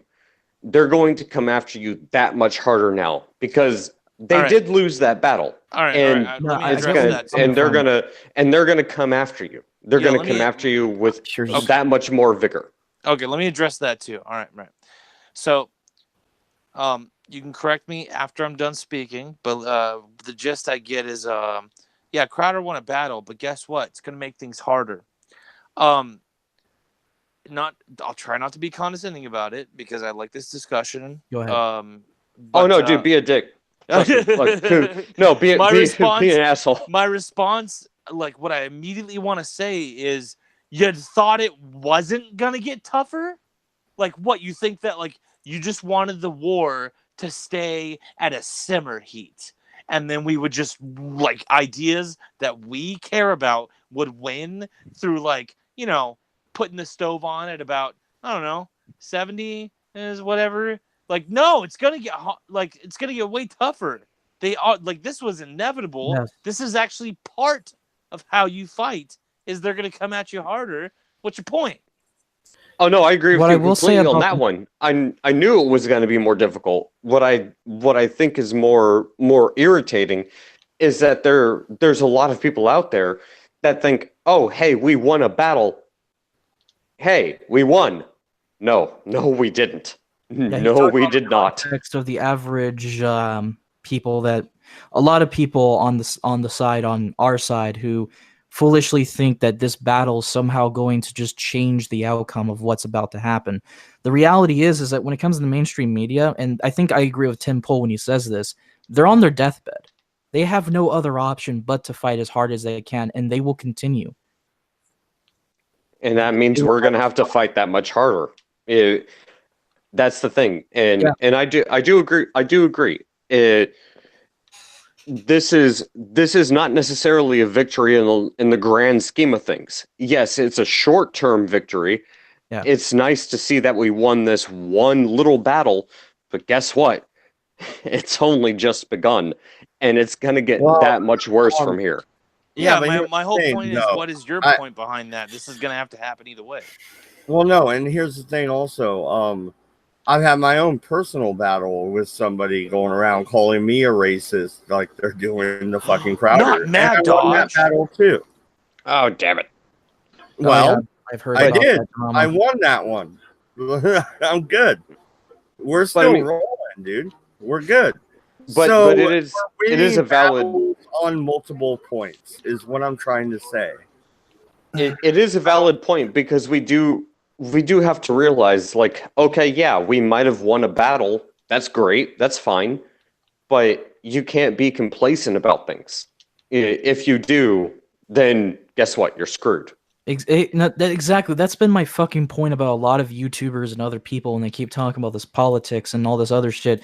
Talking about censorship, I was like, oh, look, Steven Crowder won this, or this person won that. It's all over, guys. We can go back to not even have like unified fronts for an ideal. I'm like, no, that's not how it works. Your enemy is never going to give up until they're done, until they're dead, until their annihilation. They will always try everything they can, full force, to come and destroy you. I agree on that. Yeah. Well, And our ideological enemies have already shown themselves that they are tenacious. They will not stop. Exactly. Well, it's fine to bloviate on about victories and claim that event X, Y, or Z is victories. Not to be the cynical guy in the room, but I don't think we're going to start scoring any quote unquote victories or successes, whatever we want to call them, until these people are ousted from power, from the sources of power that start. This is a very special type of person that we're talking about, that brown noses and weasels their way into high society to a point where they gain such an incredible amount of power, and then they can't be ousted. We're talking about academics, and we're talking about the head of what is she technically, the CFO of YouTube, Susan Wojcicki or something like that, the head of YouTube. Susan Wojcicki. I think he's CEO of Google. Yeah, CEO of Google, and all these people, these CEOs and CFOs, they have these, diversity hires and all these little branches underneath them filled with diverse people, and those people have to be represented, and blah blah blah blah blah blah blah. And none of that stuff's going to go away until you just say, you know what, fuck you. We're gonna oust you from power, and that hasn't been done so far. We're gonna rape you. Yeah, the only places without any kind of that, Falguni chef kind of influence, a kind of that sounded like a influence. racist term, sir. Falguni, she's a philosophy professor. She wrote a book tell her name's racist. Wow, that sounds like it does sound like a racial term for like I said, Italians. I have to emphasize how fucked the situation is, because if this shit keeps happening, if this shit's going the course it is, it doesn't matter how much we protest. If the left gets their way, and so far they are, because no one from either the right is actually trying to do something about it, there will never be a Republican or even a Libertarian or even a liberal president. There will be a commie president, and you will never have that again. Well, what are you suggesting though? What is your prescription for this then? What should people do? Well, no, and real quick, Cass, before you answer that, here's the thing, guys. I'm at 1,500 subscribers. I'm a nobody. I've already been accused of being racist because my panel likes to make jokes.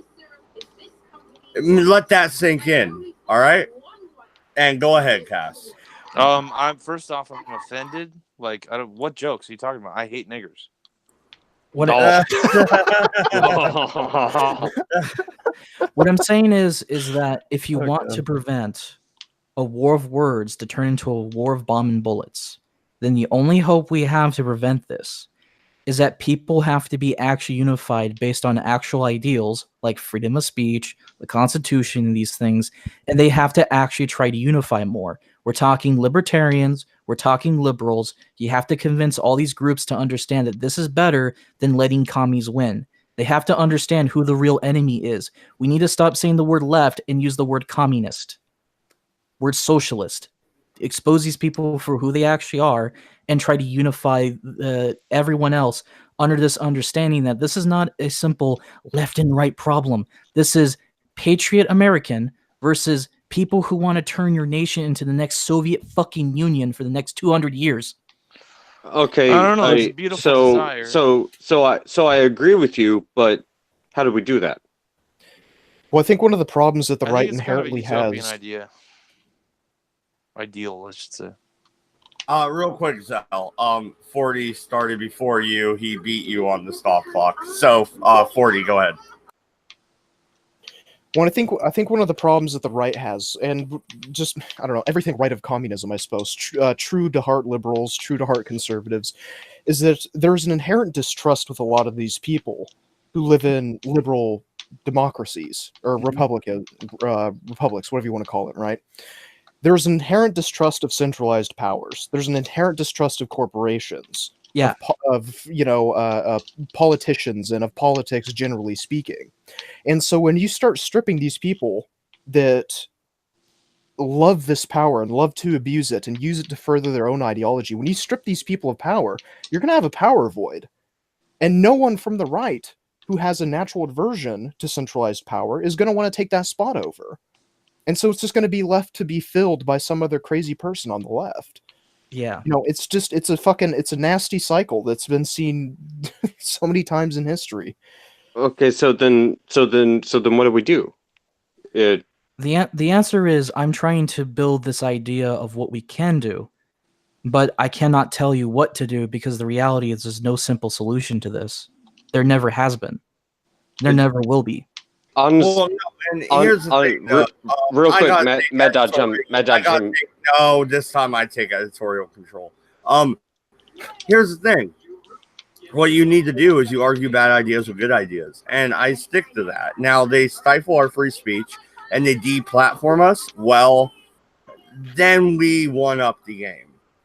Until then, it's an even playing field, guys. Oof.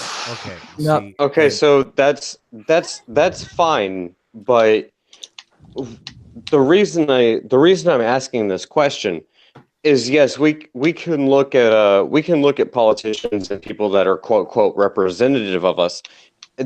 That's all well and good. What has it actually done that has benefited any of us? Let's just talk about the panel.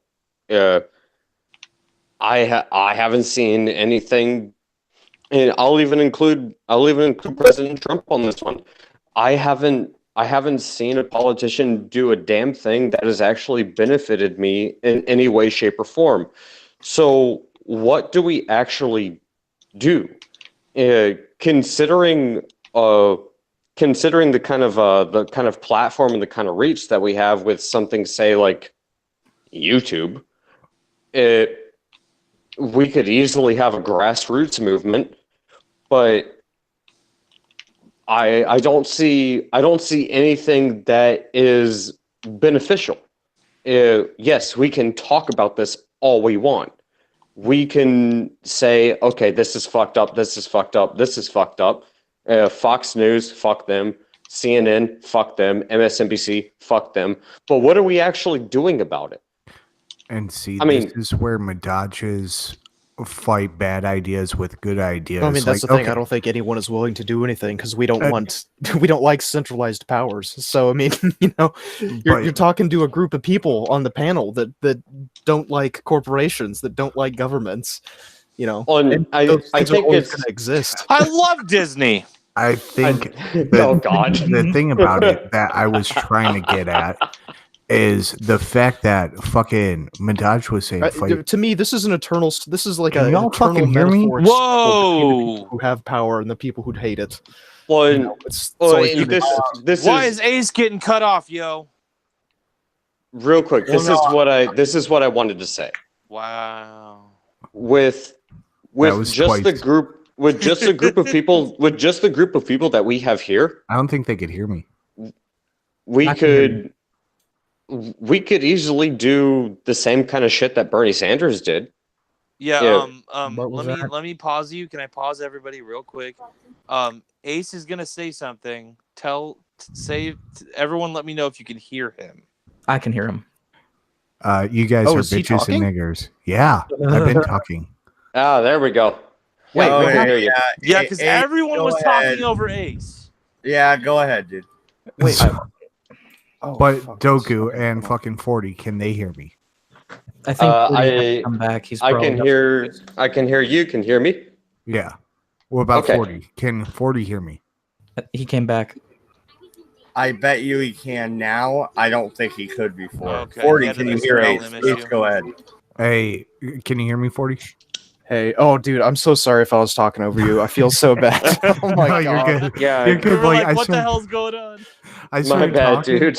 I was getting to a point, and then you jumped in. And I was like, all right, well, I guess like I'm fucked here. And then I started talking again, and then you jumped right over me. I'm like, the fuck? That was the second time. Come on, motherfucker. No, I Sorry. didn't hear anyone Sorry, talking. man. I was just like, I guess I'll talk because of the dead air. Fuck. Oh, God. Sorry, dude, I couldn't No. hear you. But No, I was talking about Madaj's fight bad ideas with good ideas, and the whole like, what is everybody doing about it? Like, I think the big thing is like the left and the commies, and like they have all this eyes on through the media, where it has to be actually people out there and not in the fucking was it Proud Boys or fucking like Bass Stick Man, even though he's doing fucking great things. Like it needs to be a more fucking like, how do I put this, like fucking solemn stance, like where they're like, I'll sit down and talk to you about the different ideas, like almost like a Crowder, like change my mind, but there's no violence, no yelling, like there's no sensationalism of it. And like when the left comes and like they're provoking them, like no, nobody on that side's yelling.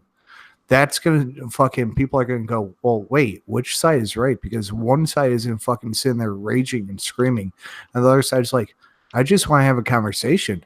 And if people start showing up in mass and be like, hey, commies, I want to have a conversation, and they're like, well, fuck you, here's a bike lock, here's a milkshake. The problem is that I think the issue is we can talk about all the good ideas we have, but without the power to enact on it, we're fucked. Without the power of Nintendo power. And the we thing can't is, do if shit. we're going to rely on people within the government to fix the problem, we're going to lose because none of them want to change the problem. And it seems like even the right wing, the neocons, don't want to do anything either. I would say the narrative should be focused on, hey, we the people don't agree with this shit, and you need to stop. Real quick, was I the only one that was happy when McCain died? Whoa! No, dude, I threw a party, dude. I legit posted a video. Can I ask a Like, question yay. to the whole panel? I don't follow politics that much at all.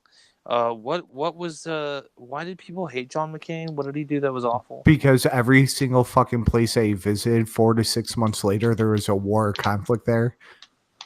Oh Yeah, no, and he came out in support of legitimate terrorists. Yeah, There's one that. of the guys, and this is why I said that, is one of the guys that he went to Syria, and he was, oh, the locals are doing such great things, and yada yada yada. He took a picture with a bunch of the locals, and fucking it turned out to be one of the fucking lead ISIS fucking leaders for that fucking area. yeah, they were an ISIS cell. Yeah. Nice. That's awesome. Oh boy. But Okay. and it's not just Syria, like it happened with multiple other countries that like, So we're talking oh, about yeah. a super shady fuck. oh yeah, yeah. Extremely Well, shady. And the thing is, I did not come out like a majority of people and make fun of him the day he died. I waited 48 hours. Oh, Mad Mr. Dog is a fucking better high and person mighty. than all of us. Yeah. Yeah. That was great. I didn't say anything would happen. I just said, well, thank fucking Christ that's over. Oh, Well, and with the politicians, like one of the things that we need to bring back is ostracization or whatever the fuck it was back in Rome, where like if a politic fucked up, they kicked them straight the fuck out. Yeah, like excommunicate their ass or like Pretty what? much, yeah. exile essentially. Excommunicatus Wow. traitorum. And let's. I also think there needs to be a shift in narrative. Like again, I think the problems we're trying too hard to ask for people in government to fix the problem, which they refuse to fix. So there needs to be a shift of narrative. It's the people versus extremely corrupt individuals in power who refuse to fix the problem. But you're never going to. It's going to be difficult because I know how that line is going to be crossed and how that line is going to be manipulated into certain other lines that wasn't intended. That's another problems we have to put into consideration is how people will try to co-opt such rhetoric and words and ideals. And that's another thing, because at the end of the day, I can't give you a proper solution how to fix the problem.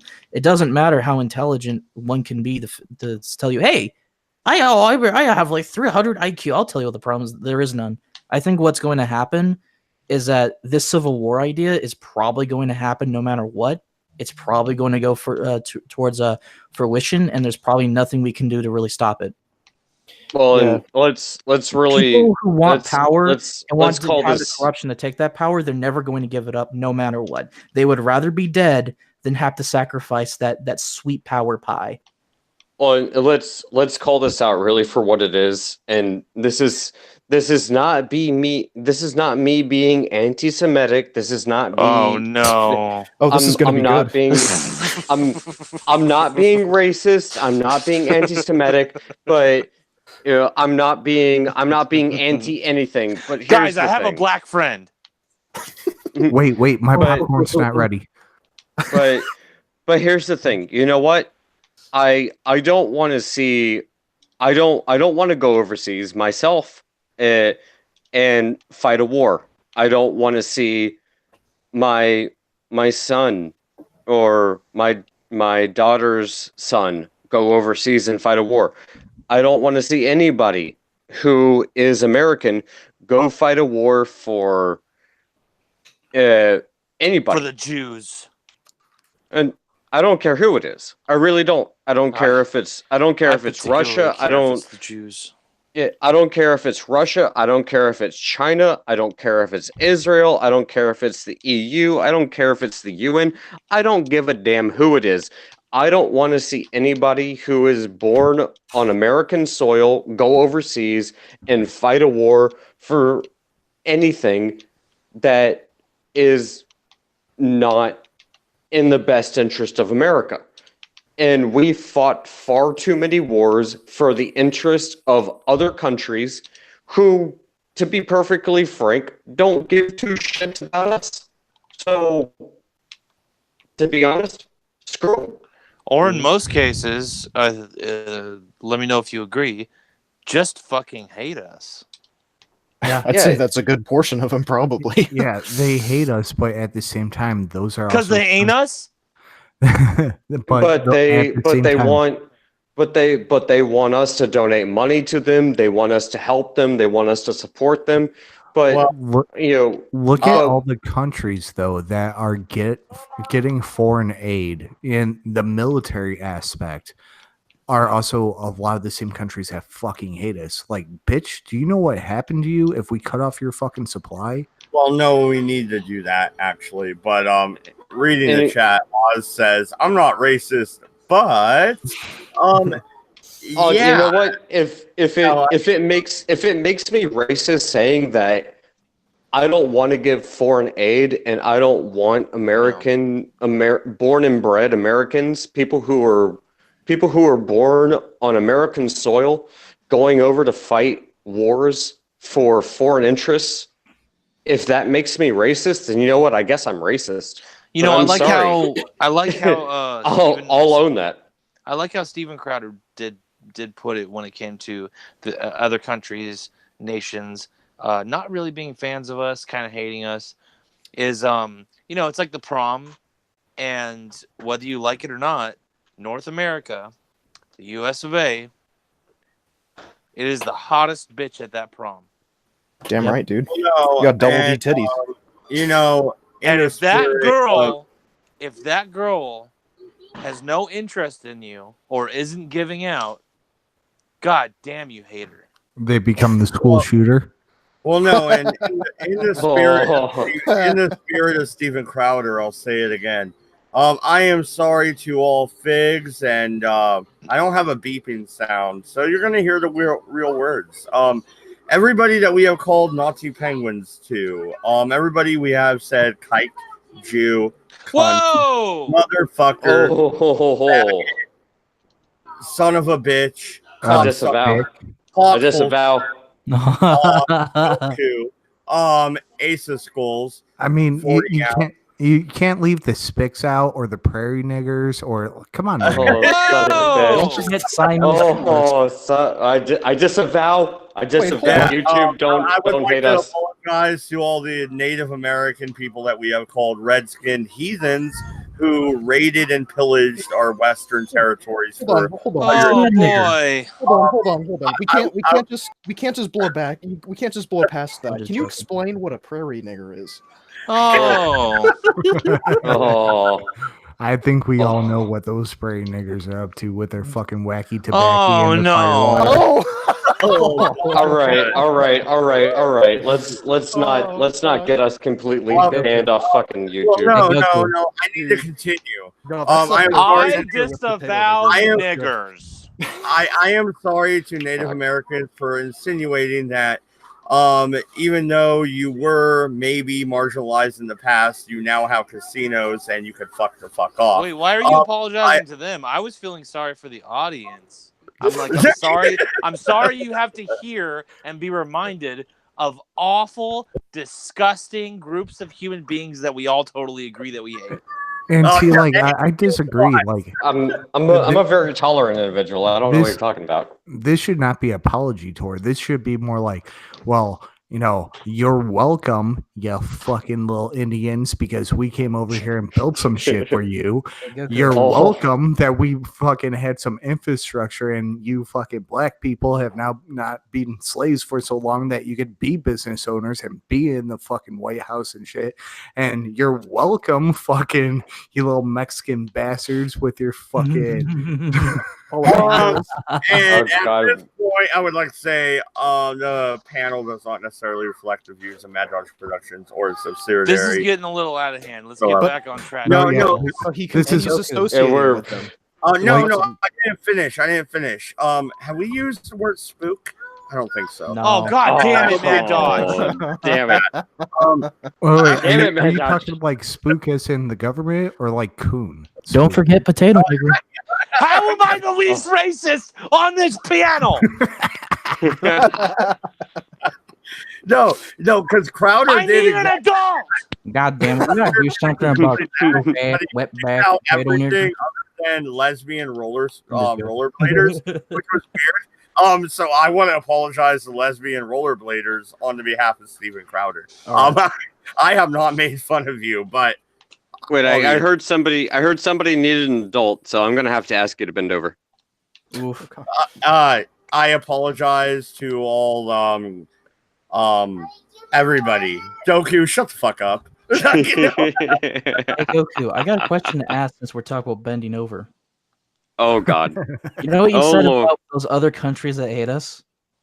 That welcome to diplomacy, where everyone fucking hates us, and the only reason we're aligned with them is because we can bend them over and make them our little bitches.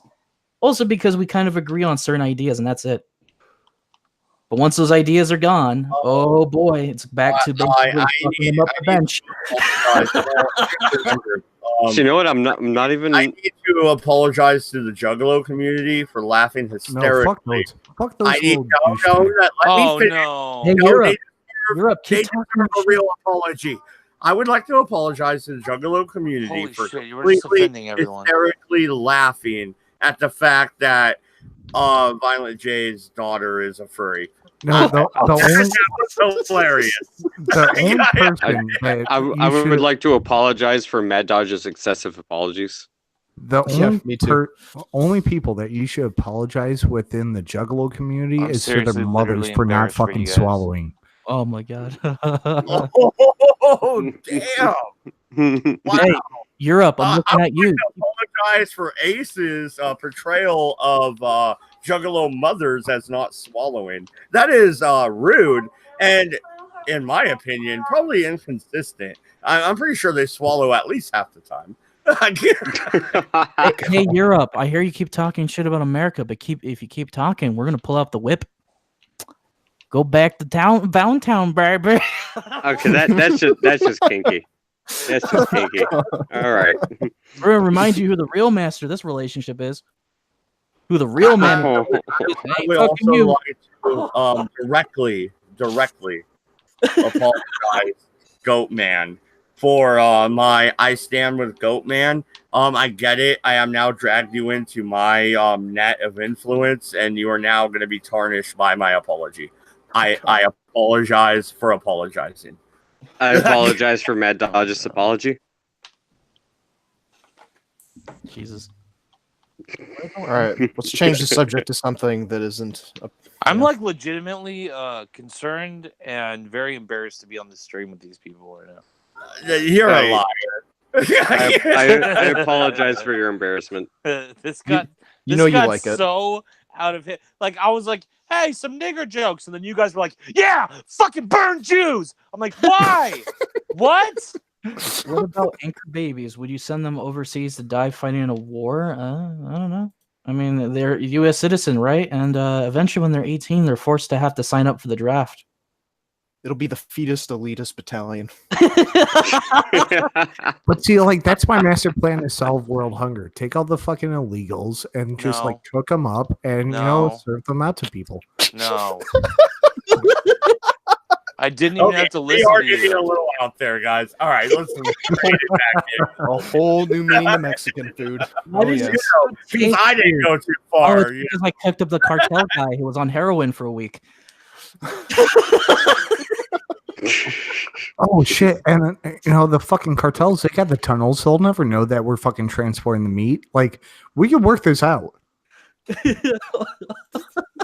You don't have to worry about world hunger as long as they have a certain can with a certain chemical substance. Well, Soylent illegal. Fuck yeah, dude. That's hey, my name is Charlie Sheen, and I'm an addict. No kidding. I mean, make sure those little fucking bastards are eating oranges and shit. Like, make sure the meat is fucking sweet. yeah. Hey, I was talking about Zyklon B, but all right. We'll let them wander in a prairie. Make sure the meat's nice and tender. Give them a good life. No, see, this is how free speech conversations always end up. We look like the horrible people. But you know what it is? It's the fact that free speech means just that. You can make stupid jokes. Yep. You can make Right? rape jokes. You can make fucking immigrant jokes. You can say whatever the fuck you want, as long as you're not intending any like threat or violence. No, like Ace, as long as you don't walk up and fucking punch my little kid in the face, we're good. You know, I you mean- might punch each other one day, Well, but okay, hey, no, that's actually an act of violence. So let's say that freaking like Madaj was at a gas station with his kids. I fucking walk in, I see one of his kids like doing some unruly shit. And I just look at the kid, I go, I'm gonna punch that little fucking nigger in the face. And Madaj is Oh like, no! whoa. Why'd you say that though? Because he's I mean, a little white nigger. Anyways, I mean, I don't know. My favorite meal is a jelly donut and some VX gas.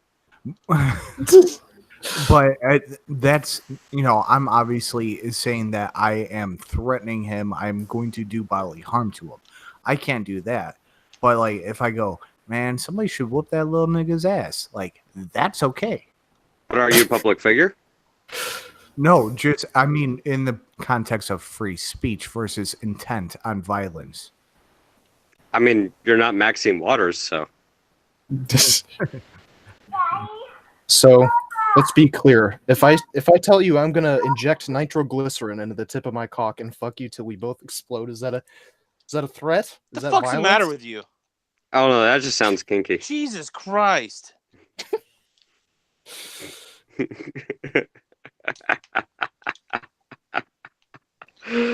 Oh, fucking A. God damn it! Like I said, it sounds kinky. Let's figure out if it works. I want to know too.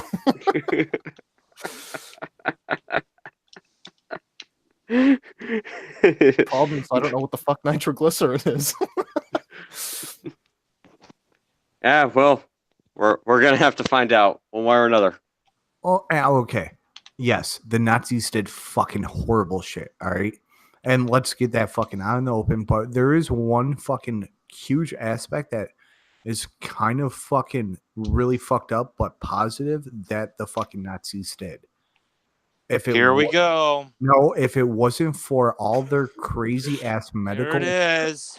If it wasn't for all their crazy ass medical experiments that they did that are not fucking ethical at all, we wouldn't know as much about the human body and its limits and what it can withstand with different medications and different things about pain and things like that, we wouldn't know so much if it wasn't for the fucking Nazis.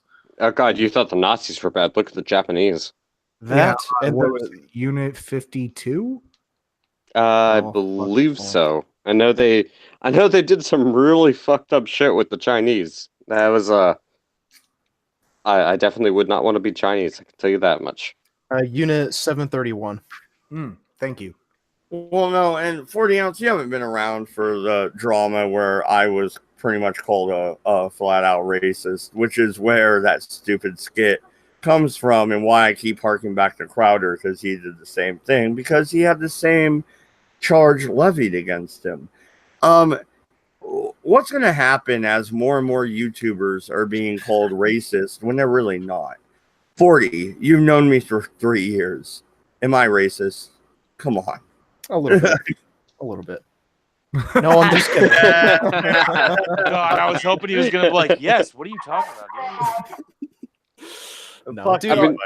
But are we not allowed to make jokes though and fuck with each other? No, that was real. So I'm taking that as Oh fact. damn. Oh, fair enough. oh, dude, like you're crossing the Rio Grande. It just needs to be water off your back, you know. Just don't let it hit you in the heart. You just gotta ignore it. Well, I'm going to go full AP and have a heart attack. I'll be back. Okay.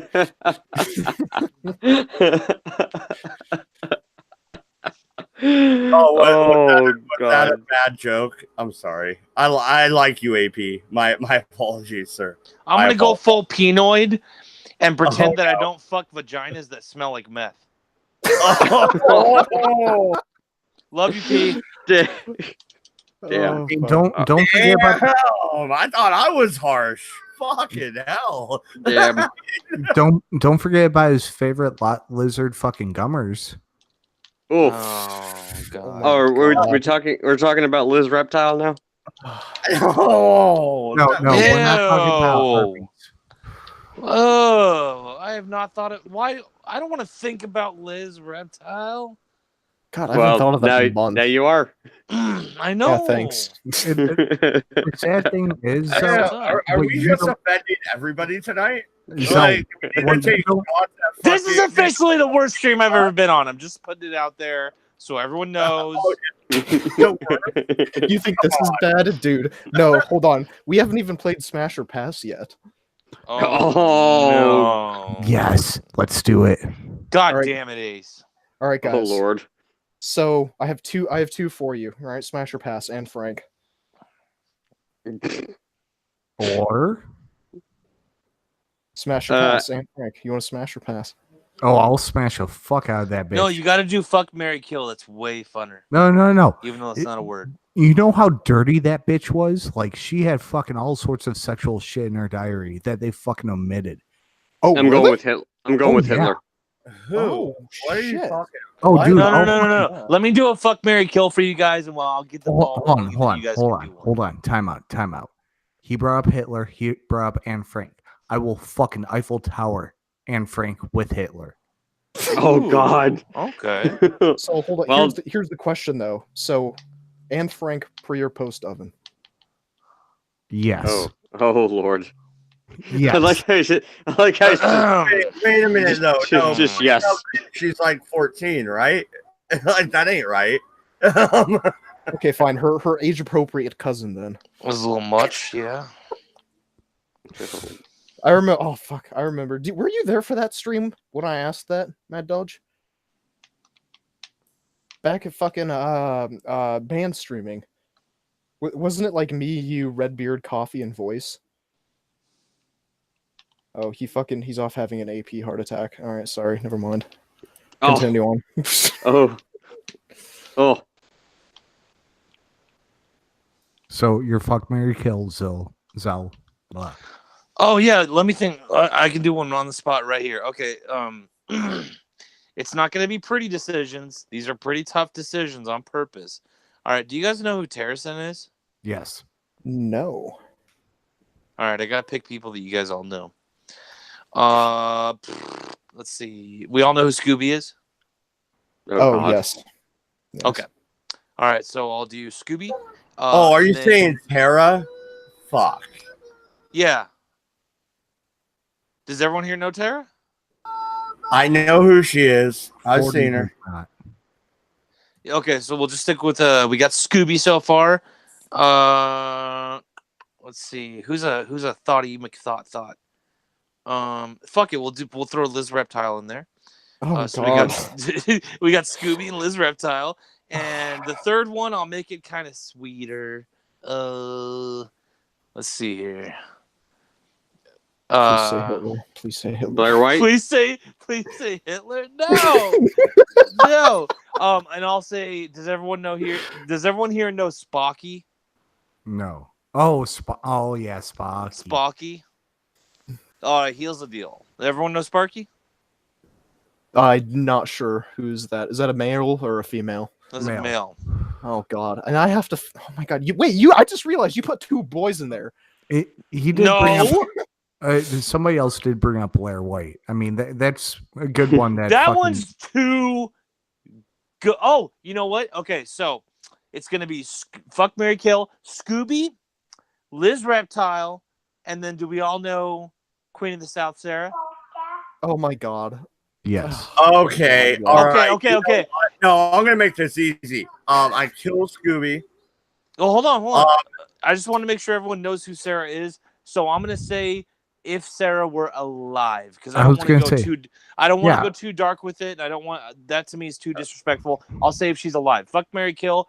Go whoever's first. Yeah. No. All right. So Scooby, kill him. I know there's. Who's the next one?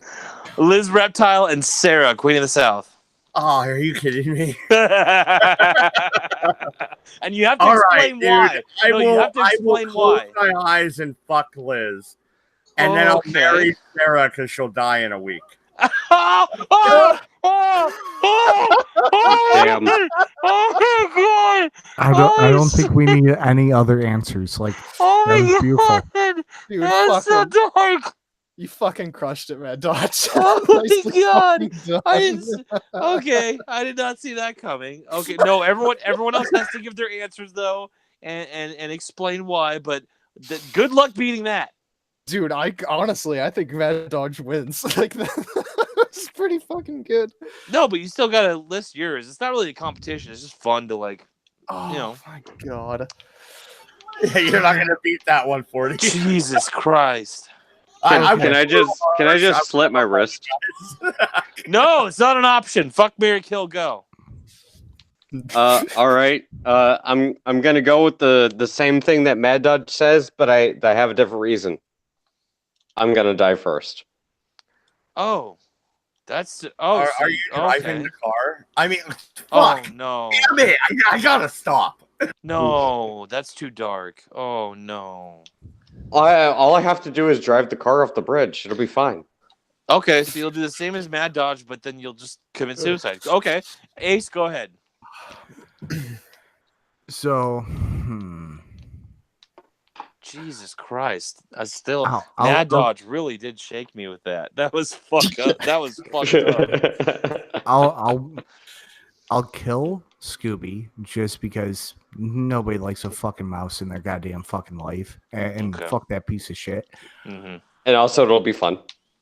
I would marry Liz Reptile because that bitch has a hookup for fucking opiates, and we all know that. Oh, okay. Oh, all right. Valid answer. Yeah. And then I would fuck Sarah post death.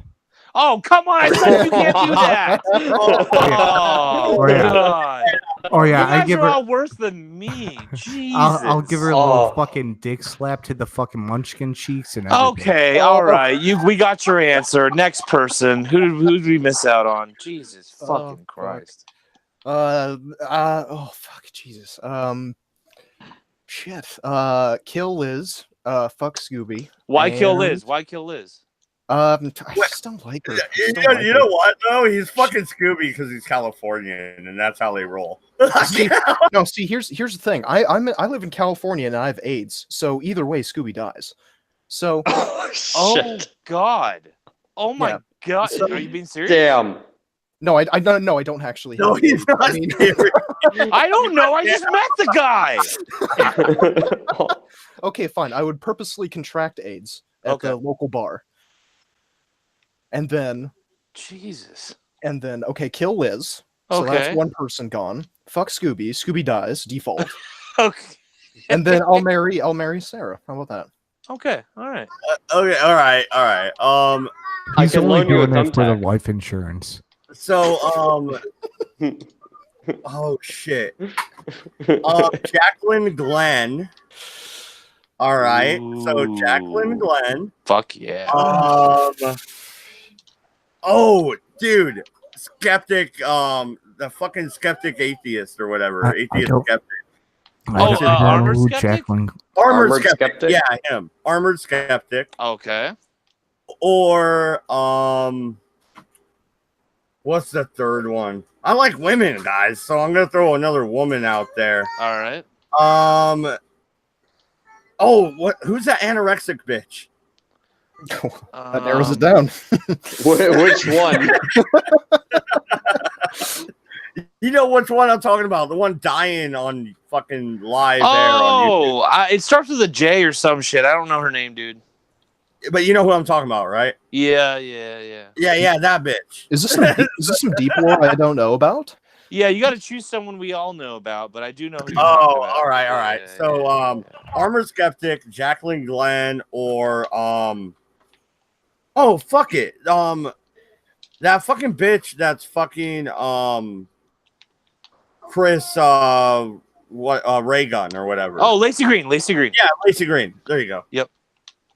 I'll go first. Oh, God, go for it, please. I would fuck the shit out of Lacey. Oh my god. I'd probably laugh at Ray while I'm doing it, Chris Ray Gunn. Sorry, I had to get that out of my system. God damn, I'd fuck the shit out of her. I would marry Jacqueline Glenn because I actually feel like I could put up with her personality. And then I would kill Armored Skeptic, but feel kind of bad about it.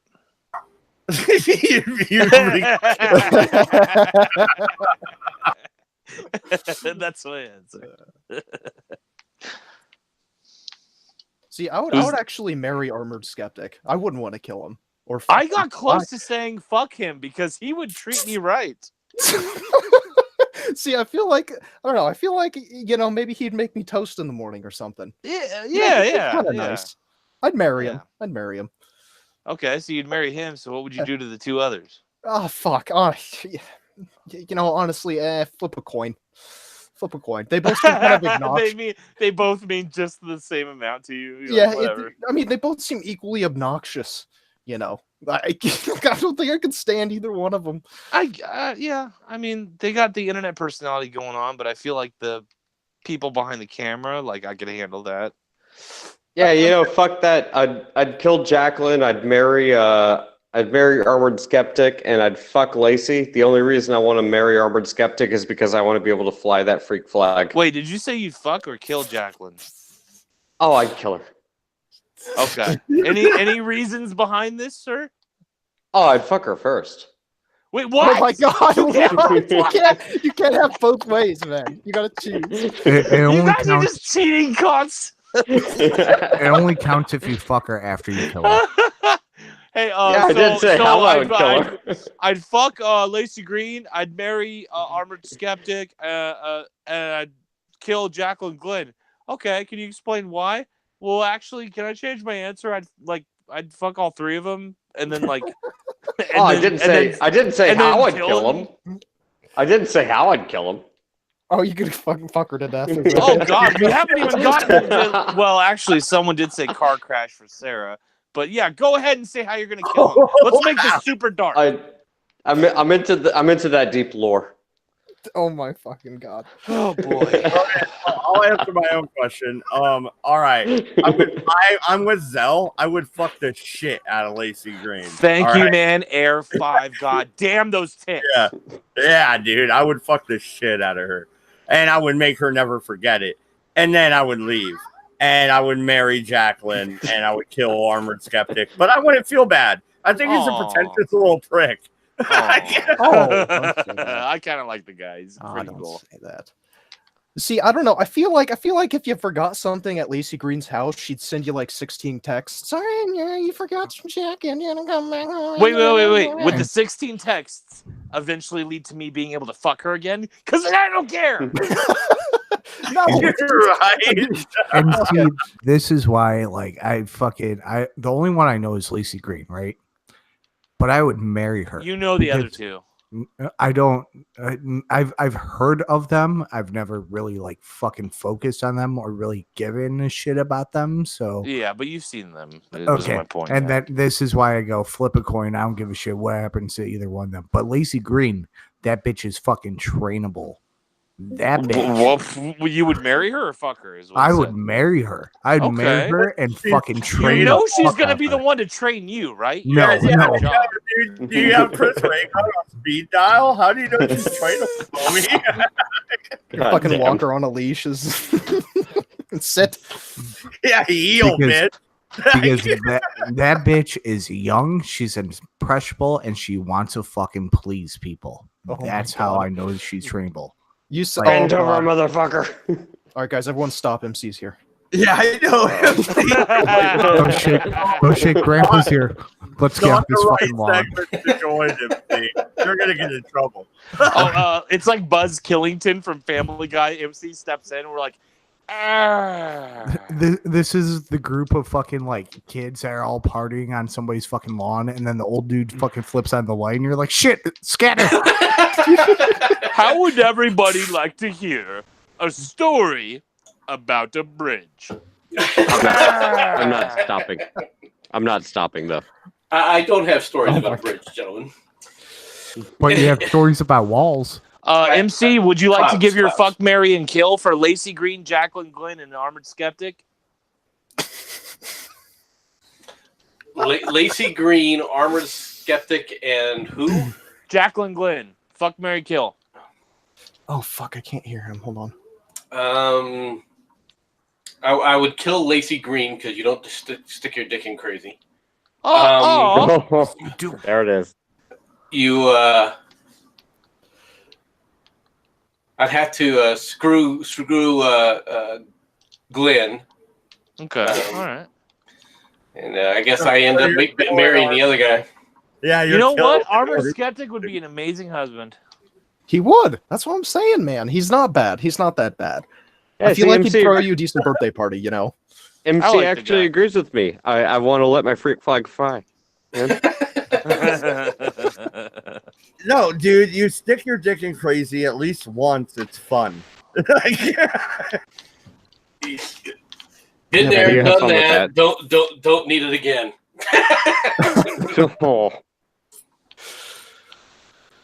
All right. Don't need that one more time. The thing about Lacey Green is I was listening to you say that she's trainable, and yeah, she might be ace.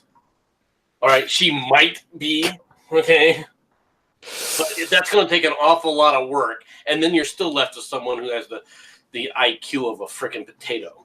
Whoa, sir!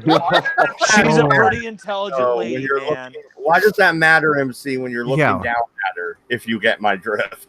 It doesn't matter anymore. It doesn't Bad matter. Dodge gets it. Oh my god, them hits. It doesn't matter when she has a fucking ball gag in. No. Ace is giving me a half chub right now. You know what? Why don't we just go rape Lacey? I'm tired of talking about it. This is like talking about eating pizza for an hour, and you're like, dude, why don't we just fucking make pizza? You know what? Why don't we just go rape Lacey? And your channel just got shut down. And you just made a rape joke. You are now Sargon in disguise. No. Okay, 40 ounce. Hey, I don't look like a jelly bean learned to walk. That's what 40 ounce. Throw out you don't have your Applebee suit on? Is that your problem? All right. I got one for you, Mad Dodge. Learn to walk. Oh, okay. I guess Doku has one, and then 40 ounce. Go ahead. Yeah, Rashida Tlaib, Asasia Cortez, and Ilan Omar. Okay, you got to God, start could you have over and picked the worst? make sure we know them all. Oh, there you go. There's your three. No, Ilhan you gotta Omar. make sure that we know them. I don't know who Rashida is Oh my god. or You whatever. don't know? Oh God. Isn't that black bitch running for Senate? No, Rashida Tlaib is also one of that group from Michigan. She's from Dearborn, Michigan, I believe. Yeah. I know Hey. AOC. I think we all know AOC here, but the other two, I'm not sure. I don't know them. You don't know Rashida Tlaib and Ilhan Omar? They sound familiar, but again, I need to be able to picture them in my head. I can picture AOC quick, but not the other two. Okay, so you got AOC. Pull out two more. Hillary Clinton. Yeah, God damn it.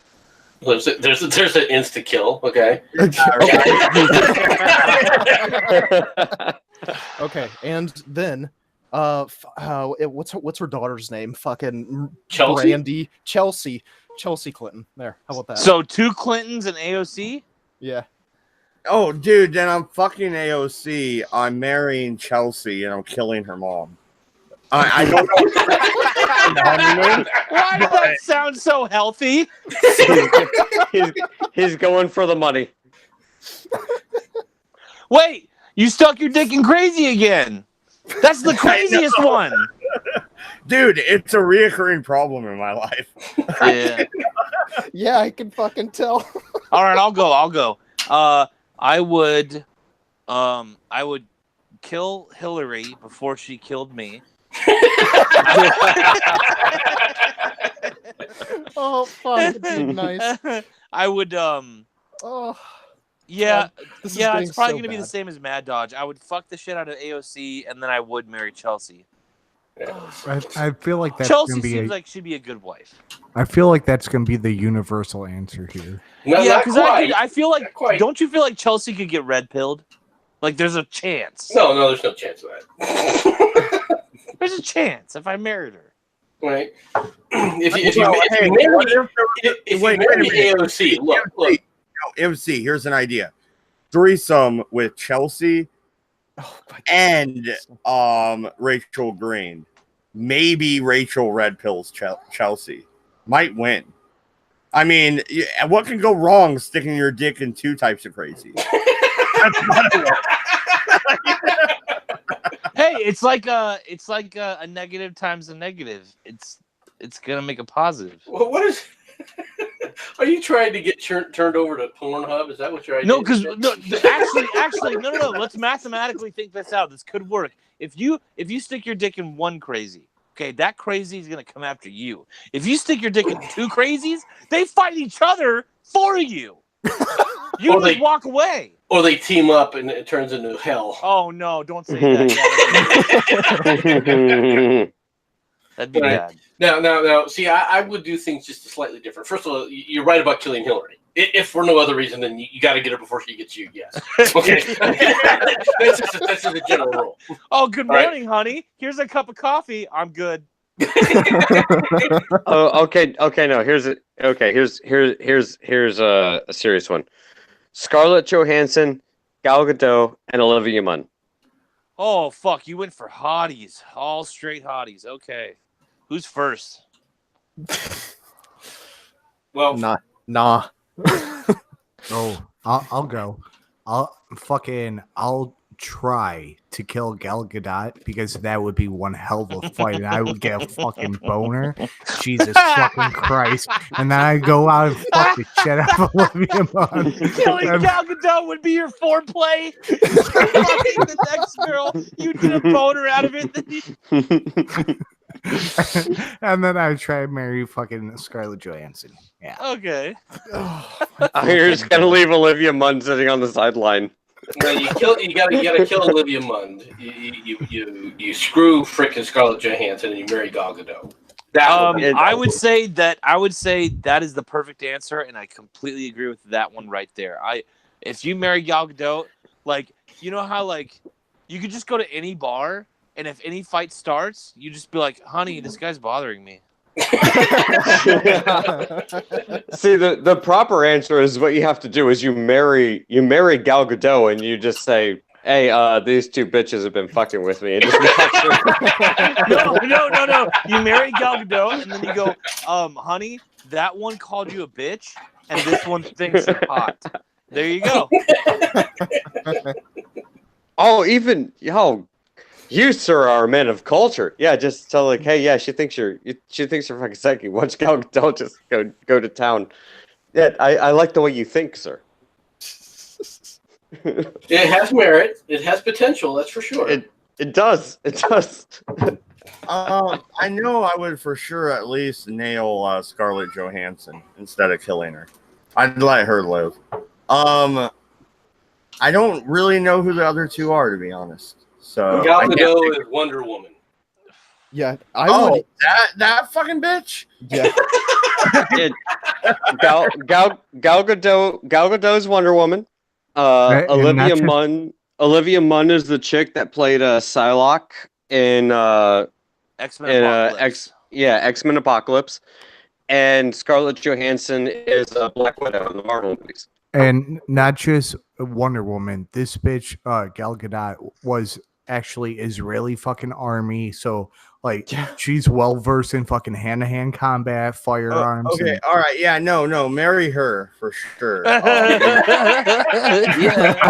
Am I the only one who Yes, wants we're to? turning him around. Yes. Yeah, nail Scarlett Johansson. Think about and the makeup sex with Gal and Gadot. hope the wife doesn't find out, because then you're dead. No, I'll tell you what I would kill the skinny bitch. I'll tell you what I would do.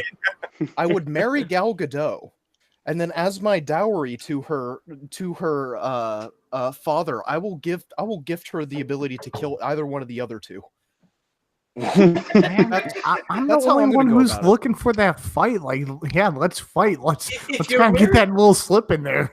Dude, you don't know. Here's Ace, the thing. you're married, right, Ace? There's the possibility Do you you're gonna fight get with your your ass kicked. wife? What's that? Do you fight with your wife? Oh yeah. Well, then Yeah. what the hell? If you're married to Gal Gadot, think about all the times you get to do that. Oh yeah. Dude, you'll be like That's Mr. a fair point. Up in that bitch. Excuse me, gentlemen. I might need to go away for a little bit.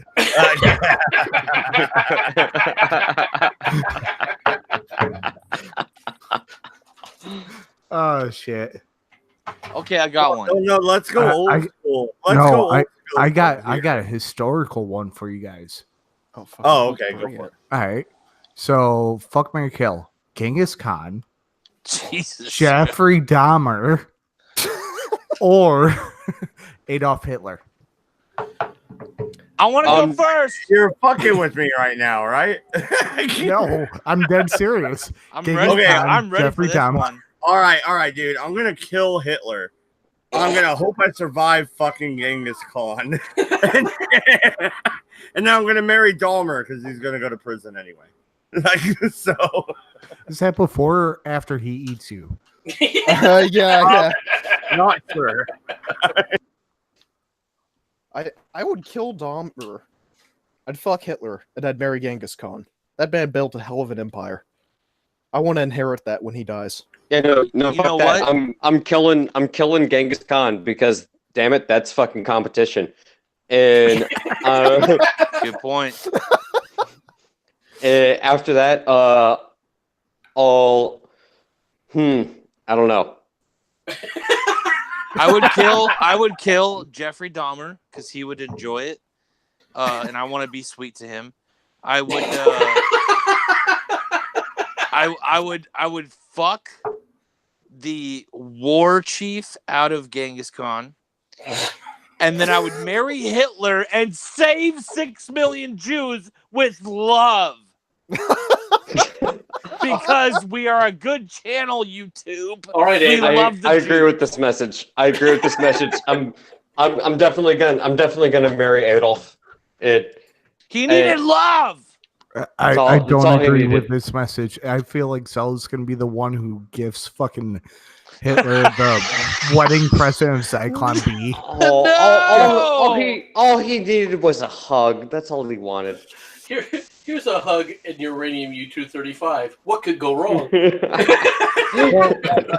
All right, here's Okay. Just don't let him do the shower remodel in your new house. That's all.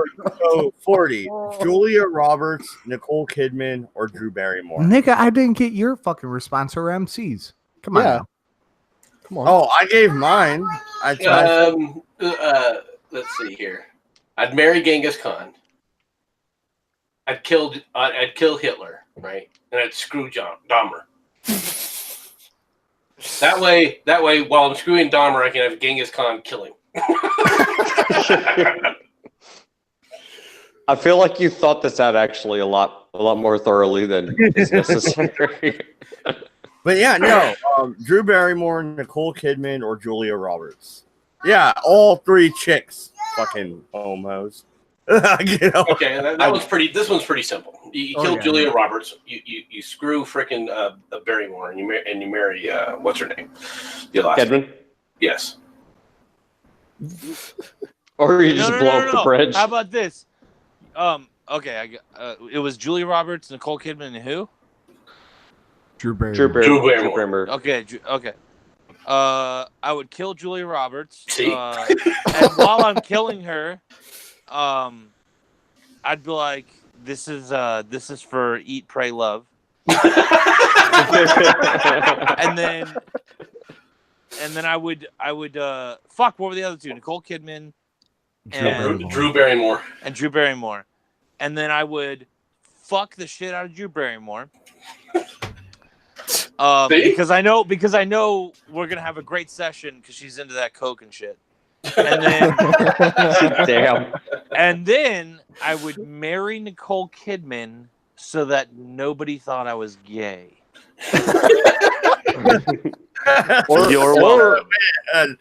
Or you could just make sure that the helicopter actually wasn't properly fueled.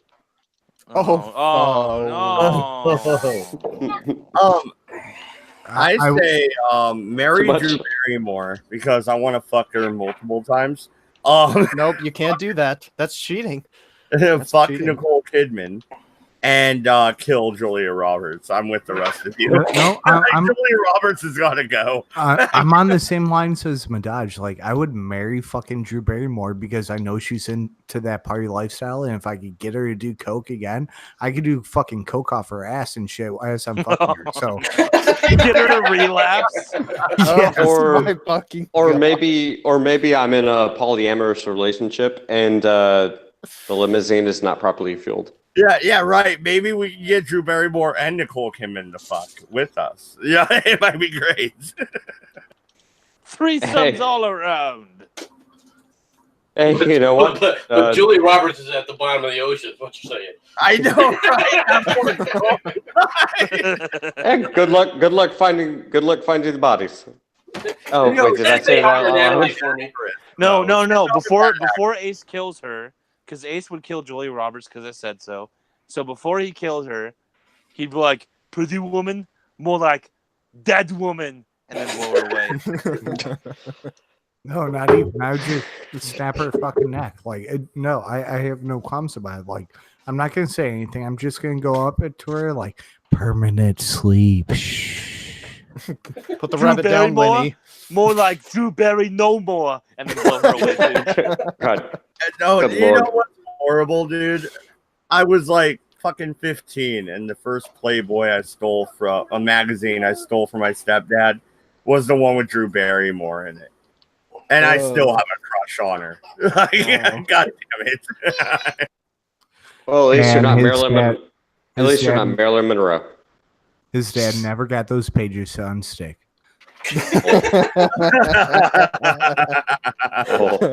All right, Drew Barrymore was only on the cover for him. MC, what's your fuck, marry, kill? Give us one. That's gonna take. Give me a few minutes here. I'll think of one. Right, so go on, and I'll think of one. Oh God! All right, why do I feel like it's gonna be especially fucking heinous? Why do I feel like he's gonna come up with like the worst? I would marry Sarah because she's gonna be dead in a week. Well, I mean, at least he's not just marrying her for the benefits of the life insurance. I fuck you. It was a joke. All right. No, don't be ashamed of that. That was a fucking good joke, dude. That was fucking amazing. You guys want to? You guys are you guys sure you want to play this game? Yeah, Absolutely. Well, Okay, I was. Since you want to do it, okay. Theresa May, Angela Merkel, or Nancy Pelosi? You evil Oh, bitch. good God. Fucking Good asshole. Lord. Can I just shoot myself? Is that an option? Oh my God. Oh my God. Why did you choose all three of those women smell like dead Kleenex boxes?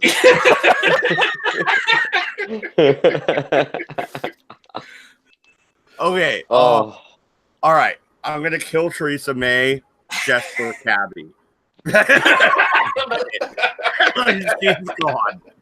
All right. We got Angela Merkel and fucking Nancy Pelosi. All right. I really don't want to do it. Do it. I'm gonna blow the cobwebs off of Merkel, and I'm gonna marry Pelosi and hope she dies. So kill Pelosi. Fucking who is it? Fucking Merkel and May. Merkel and May. Okay, I would fuck Merkel, but I would marry May because I feel like I could keep slapping that ass for forever. All right, I think I would kill Theresa May. I'd fuck Nancy Pelosi, and I'd marry Merkel for that green card into the EU. I want that citizenship. I would kill May. I would screw Merkel, and then I would marry Nancy Pelosi because I would be on her vineyard getting drunk every freaking day to forget what I just did. What about you, Sal? First off, I would. I don't even want to say I would have. Let's say I did fuck Theresa May, and that's the reason she resigned. It's hard for her to get around after that, so she was like, I can't go upstairs anymore. I'm done with politics. I took it up the ass one too many times on Brexit. I would kill Merkel and obviously marry Pelosi. You dirty whores. What? That was a terrible one. That was really difficult. Yeah, that was bad. I had to actually think about that one. Oh fuck. That makes it worse, doesn't it? Yeah. You gonna ask me again? No. Come with three more? No. No, I think it's 40 ounces turn now. So, Okay. Dude, Oh, have we looped back around to me? Can we stay away from the granny porn? Oh, fuck. You realize when I kicked this off, I fucking gave you guys Anne Frank. But why? I even gave you the option pre or post oven. Do you want me to come up with another one? And I told you yes. Like, let's do it. All right, fuck. I definitely should have listened before for a little bit longer before I actually joined the stream. I can say that. Yeah. I really hope your wife doesn't hear anything. Goddamn, what do you think? Here you go. Fuck, marry, kill. All right. Madaj's wife, my wife, or MC's wife. I haven't seen any of them. Yeah, I have know. no idea. I know, but just based off of charity picture of my wife, but just based off of MC, my, and Madaj's personalities. Okay, I'm going to tackle this one first to get it out of the way. Fuck you, Ace. This is a very uncomfortable one. All right, okay, so I got to think about, because we're basing this off of the husbands, but it's about the wives. This is interesting. Okay. Yeah, I just want to rape your feelings, Sal. No. I would for that last questionnaire of fuck, marry, kill. Just for that, I would murder the shit out of MC's wife. I'd be like, he said Nancy Pelosi, and just keep stabbing her. I would. I'd fuck Mad Dodge's wife, and then I would marry Ace's. And after I married Ace's wife, I'd be like, but you could still live in the house because I want to rub it in. Oh, All right, you guys go. That was a tough one. This is an odd question. I'll go ahead and answer. MC already told me that his wife is more conservative than him, so I figure she's already a right-wing extremist, so I kill her. Oh my god! I would marry my own wife. Damn it, that's right. I said it. So I'm fucking your wife, Ace, on the side. I hope that's all right. No, it's fine, dude. Just when you do it, you can come right into the house. He lives with us now, so it's all right. I'll share her.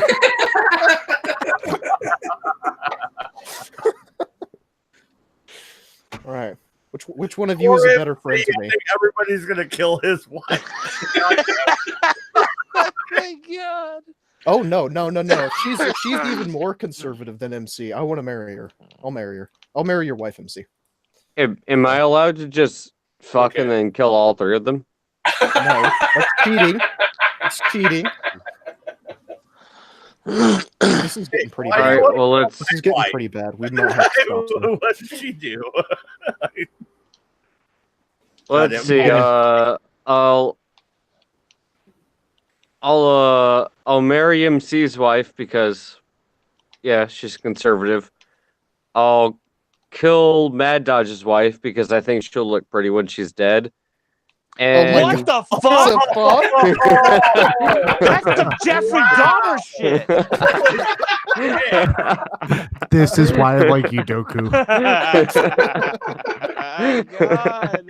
Damn, bro. I thought I was bad with the Sarah joke. All right, you win, brother. I think that's where I stand on the matter. It's real simple. You have to. Of course, I'm going to marry my own wife. I'm going to pretty much kill Ace and his wife to make sure that I'm safe. Which by elimination ends up Yeah. Wait a minute. Mad Dodge's wife. My wife. I'm gonna shoot you. MC. Yeah, I'm not worried about you. In this case, I'm more worried about Ace than I am you. I know. All right, guys. I'll be right back. I'm out of beer, so I'm gonna grab a soda real quick. I'll be right back, though. Fucking slacker. God, I'm getting really awkward looks from the girl. Well, this surprises you how? I mean, I don't know. Wait, 40. Next one is gonna be your girlfriend in the mix. Just wait. Oh, I'm kidding. Oh no. I think I got one. All right, so okay. So Doku, Zell, and me. Fuck, marry, kill. All right, go. Oh boys. God. Go. Can I start? Yeah. Go ahead, Zell. All right. Well, I kill myself, so I can't do anything now. Oh, fuck. Fucking assholes.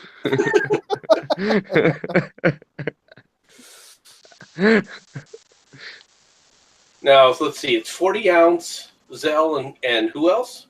Doku, right? Yeah. So it'd be screw Doku.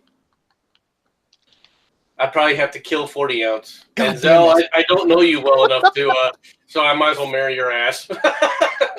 All right. All right. All right. I'm gonna marry 40 because you're already married to him. We get along, and he'll still let me see women, so I think that'll be all right. I'm gonna kill Zell because he's a cunt. What? What? And Doku, bend over, buddy. No. Damn. So Well, I guess I got fucked on that one. literally, but I would kill 40. Son of a bitch. I would fuck Zell because it seems like he would have a good time with it.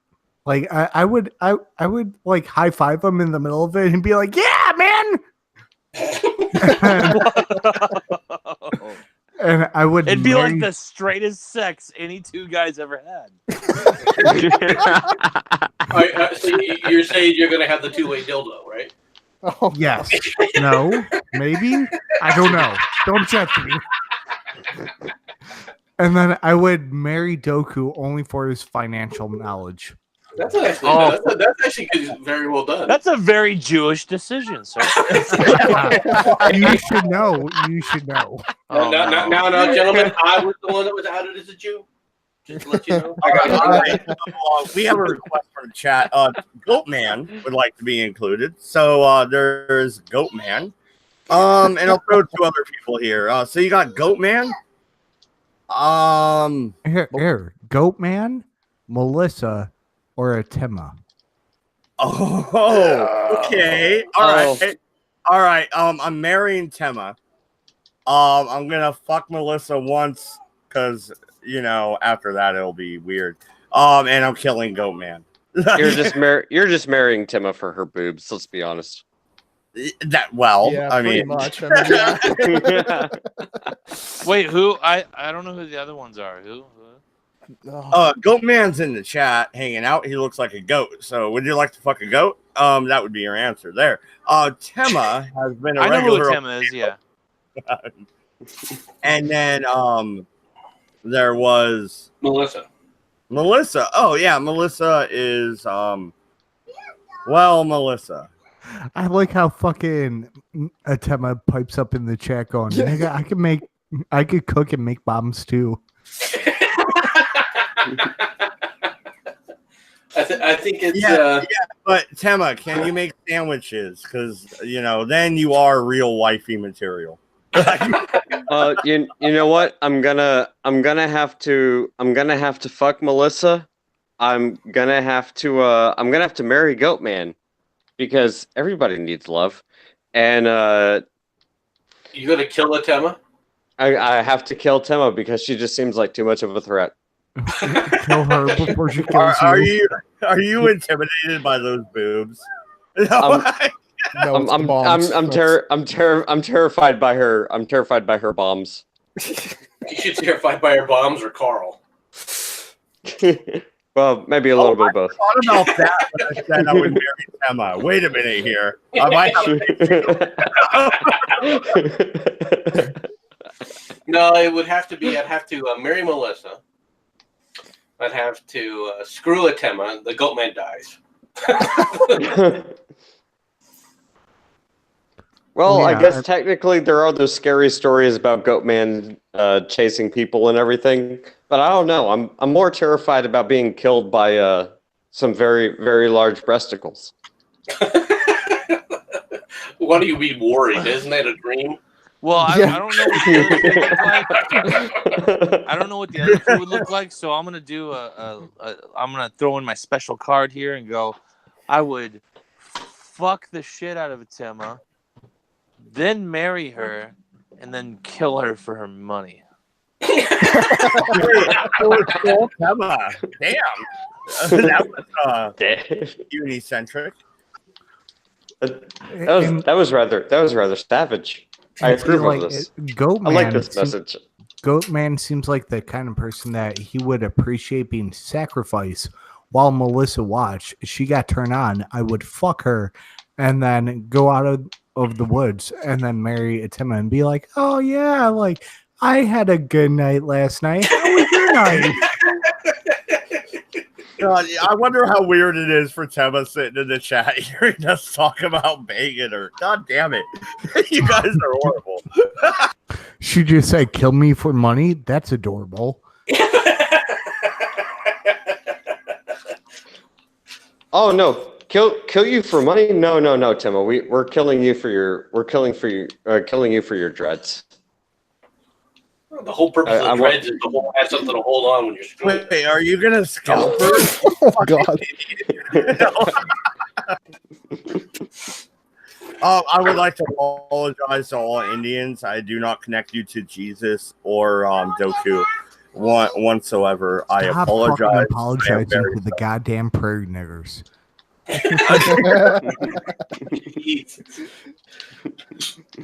God damn it, Ace. Didn't you know All that? right. So who's next? God damn it. This is kind of fun. I'm laughing my ass off. I got one. All right. So Sherardi and Tema, throwing you in again. Sherardi, Tema, or Candid. There you go. Oh God. Oh, fuck. Okay. Mary Candid. She seems really nice. Yeah, no shit. Marry her. Honestly, flip a coin for the other two. If you go in that route, it has to be. You have to marry a Tema. No. You have to screw Candid, and you got to. You got to. Bombs. Yeah, well, that's fine. I have uses for those. Okay. You're using against you. That's my problem. Here's the thing. Don't get me wrong. Tema is fucking awesome, but Candid is gonna be something with a law, so she could get your ass out of fucking trouble. So marry her ass, fuck a Tema, and kill Sherardi. You think about the fact that she's gonna be the lawyer, which means that when the divorce comes, she's taking everything and you and the kids and whatever else you're taking. It's not right, dude. No, Yeah, it's not gonna be my answer. Yeah, that's because the my thing. answer was at first marry Candid, but you're fucking right. No, you bang Candid once. No, and then no. you marry Tema and you kill Sherardi because everybody on the panel should kill Sherardi. No, nobody's gonna find her body if nobody talks, right? That's the thing. I'm gonna have to kill Candid because nope, that's too a smart female. No, I'm sorry. Gonna have to kill Candid. Sorry, you're out. Kill Sherardi. Done. Bye. Kill Tema as well. Yeah, I'm gonna have to kill Candid. I'll fuck Sherardi because I'm pretty sure she'll forget about it, and then and then I'm just gonna have to marry Tema because I like boobs. You know what's horrible? She says she'll be here in 2 minutes, and that was like 2 minutes ago. So we're gonna have to face her here in a minute, guys. Anyway, continue. Who's I next? told her to her boobs that she thought.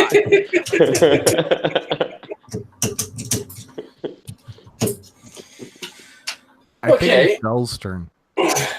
No, I don't think 40 answered the question. 40. 40's trying to be quiet. Let's avoid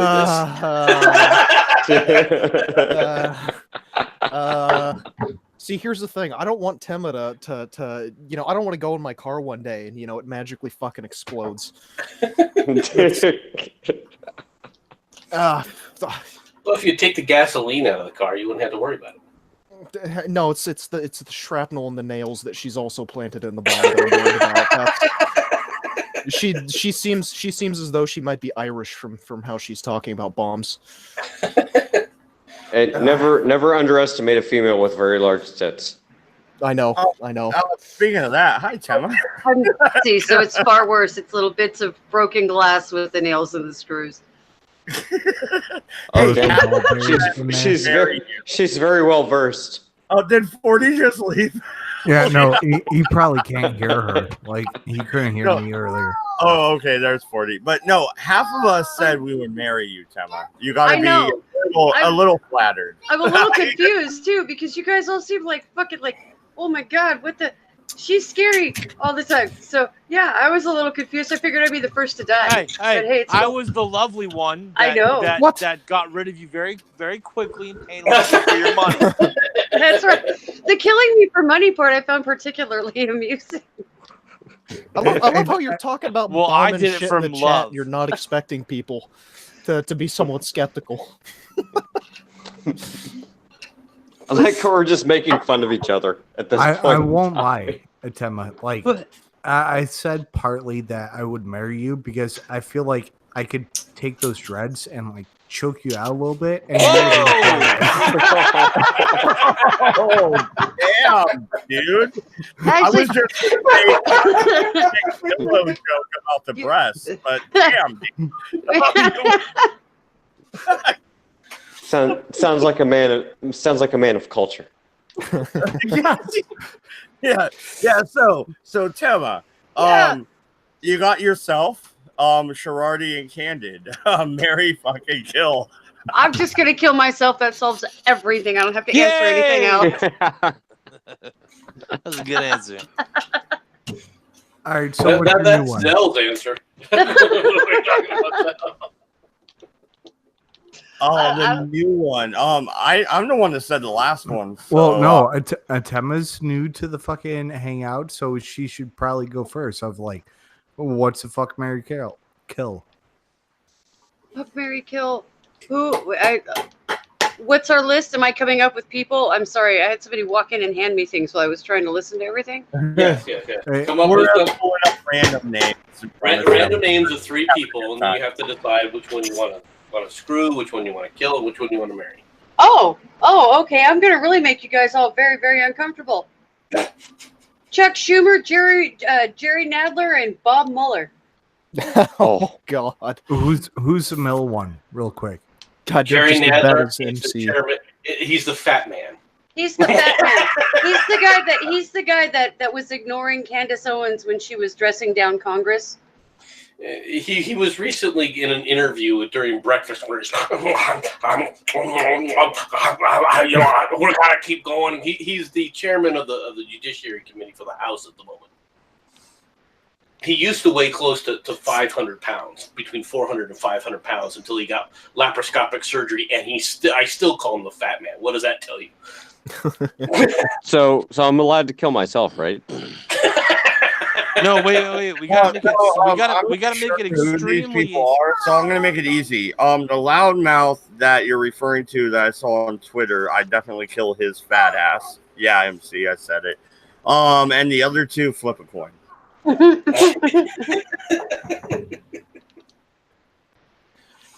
right. Let's see. I'm gonna kill the fat man. All right. I'm gonna screw Schumer, and I'm gonna marry Mueller and force him to testify. There you go. Damn. Yeah, but you can't testify against him. You're married now. He's not testifying against me. I'm forcing that bastard to get out there and testify. See, that's why you have to fuck him until he testifies. That's what we call a hate fuck.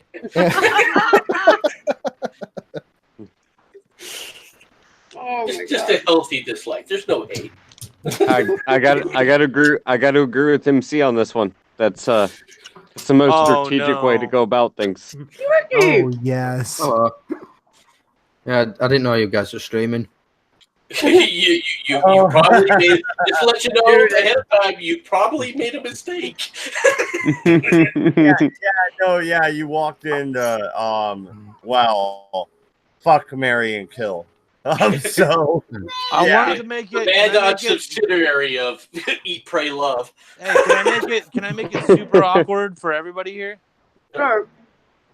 Okay, I'm not gonna choose 3. Atema has to choose 3, and it has to be 3 of us that are in this chat, and she has to choose fuck, marry, kill. Yes. Oh boy. No. Yes. Do it. Atema, come on. Peer pressure. Oh, you're trying to get me to peer pressure? What about my dreads? What? I said, don't make me pull those dreads and choke you. Tema. Me, MC, or 40. Fuck, marry, kill. There you go. God. I'll have you know I'm very young and handsome. Please don't hurt. That's cheap. That's a cheap shot. You can't say that. It sounds like fucking 40 trying to present his resume. I'm very young, very handsome. I'm very skilled. Very, very skilled. I'll have you know, I cook a mean sandwich. Yeah. In other words, kill Mad Dodge. I am not an alcoholic. I do not drink at all. Like, Absolutely not. Never smoked weed in my life. Totally not a bum. As long as he leaves the top hat behind. What? What about the top hat? No, the top hat stays with. I don't even know how to answer this question. Okay, hold on. So, sorry, 40. Just by virtue of you being the youngest in the crowd and me being an old bitch, you gotta go. You're gonna die. God, you foul person. You foul person. You know just as well as I that is not the correct she answer. just said, "Bitch, get off my fucking lawn." I got a son. I'm happy Honey, about I got a son who's almost 30. Men under 30 are creepy to me in that sense. So it's like, no, sorry, God, you gotta yeah. go. Sorry. Okay, yeah, yelling at the kids, Grandma. Gotcha. Did I mention I'm 47? 47. And let's see. I'd marry MC because at least I know he can field strip a gun with me, and we can bitch at the same TV shows and hear the same stupid shit and scream about the same stupid shit, and we will know who we're talking to. Mad, I'll keep you on the side as a fuck buddy because I like Ellen. There it is. Hey, I got you. All good. I'm all right with this arrangement. Sorry. Poor 40. I know. Yeah, I mean, you could have field stripped guns with me, but no, it's fine. I don't even fucking care. It's fine. We can field strip a revolver together. Oh boy. Okay, 40 ounce, it's your turn. Since you're all a little upset. All right. Here, let me think. Kim Jong-un, Mugabe, and who's another foul, awful person? We already did Hillary Clinton. We can't do that one again. Mao. Mao. I don't know. Fucking Chavez. I mean, would you Macron. Yeah. Oh, Macron. That's a good one. All right, Macron, Mugabe, or Kim Jong-un. Okay, well, I'm gonna kill Un because fuck him. I will tell Macron to bend over. You know he's French. He'll be all right with it. And then I guess I have to marry the other fucker. No, you have to kill Mugabe because. All right, you screw Kim Jong Un, and then you marry Macron because he can make you a sandwich. See, I feel like you'd have to kill Mugabe because, like, he'd probably kill you first because you're white. Okay. Well, I figured after I married him, I can kill him later. You know, taking the long game here. Could finally get some use out of that noose. Oh, so you're the one that stole the actual news from Juicy's mullet. I see how. When were you in Chicago last? Sorry, Yorkie. I used you in an American political joke. Okay, Yorkie, do you have one that you want to give us?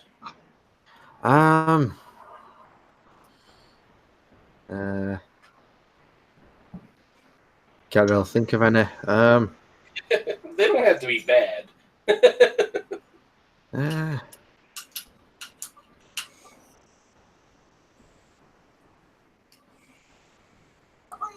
All right, well, dead air. So I'll go ahead here. Okay, wasabi. Yeah, let's see here. Keanu Reeves. Janet Reno. Yeah, I'm going old school. Jesus.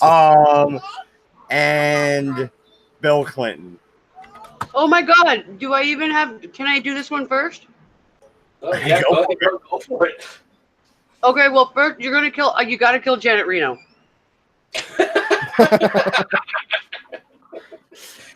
Well, go Winkle on your ass, bitch. All right. What's next? You marry Keanu Reeves because he's never going to touch you anyway. No worries there. You fucked the last one time, it won't matter, whatever done. And then you can go kick him, and that's that. See, I'd marry the shit out of Keanu Reeves. Have you seen him shoot guns? That's fucking sexy, Well, man. yeah, and he'll never touch you, too. So that's bonus. I mean, the way he shoots guns, I'll let him touch me anywhere he wants. Yeah, it's pretty impressive. Dude, Yeah. you're such a Californian. I don't know, man. I don't know which way you're swinging at this point. I'm gonna come over there and I'm gonna give you the big gay. I'm gonna give you the AIDS. Oh, it's like that, bro. All right. I'll answer my own question. Yeah, you killed Janet Reno because of Waco. Fuck that bitch. All right. Yeah, you know. There's so much more than Waco, dude. There's Ruby Ridge. Yeah, no, Janet Reno's a fucking monster. Yeah, no, and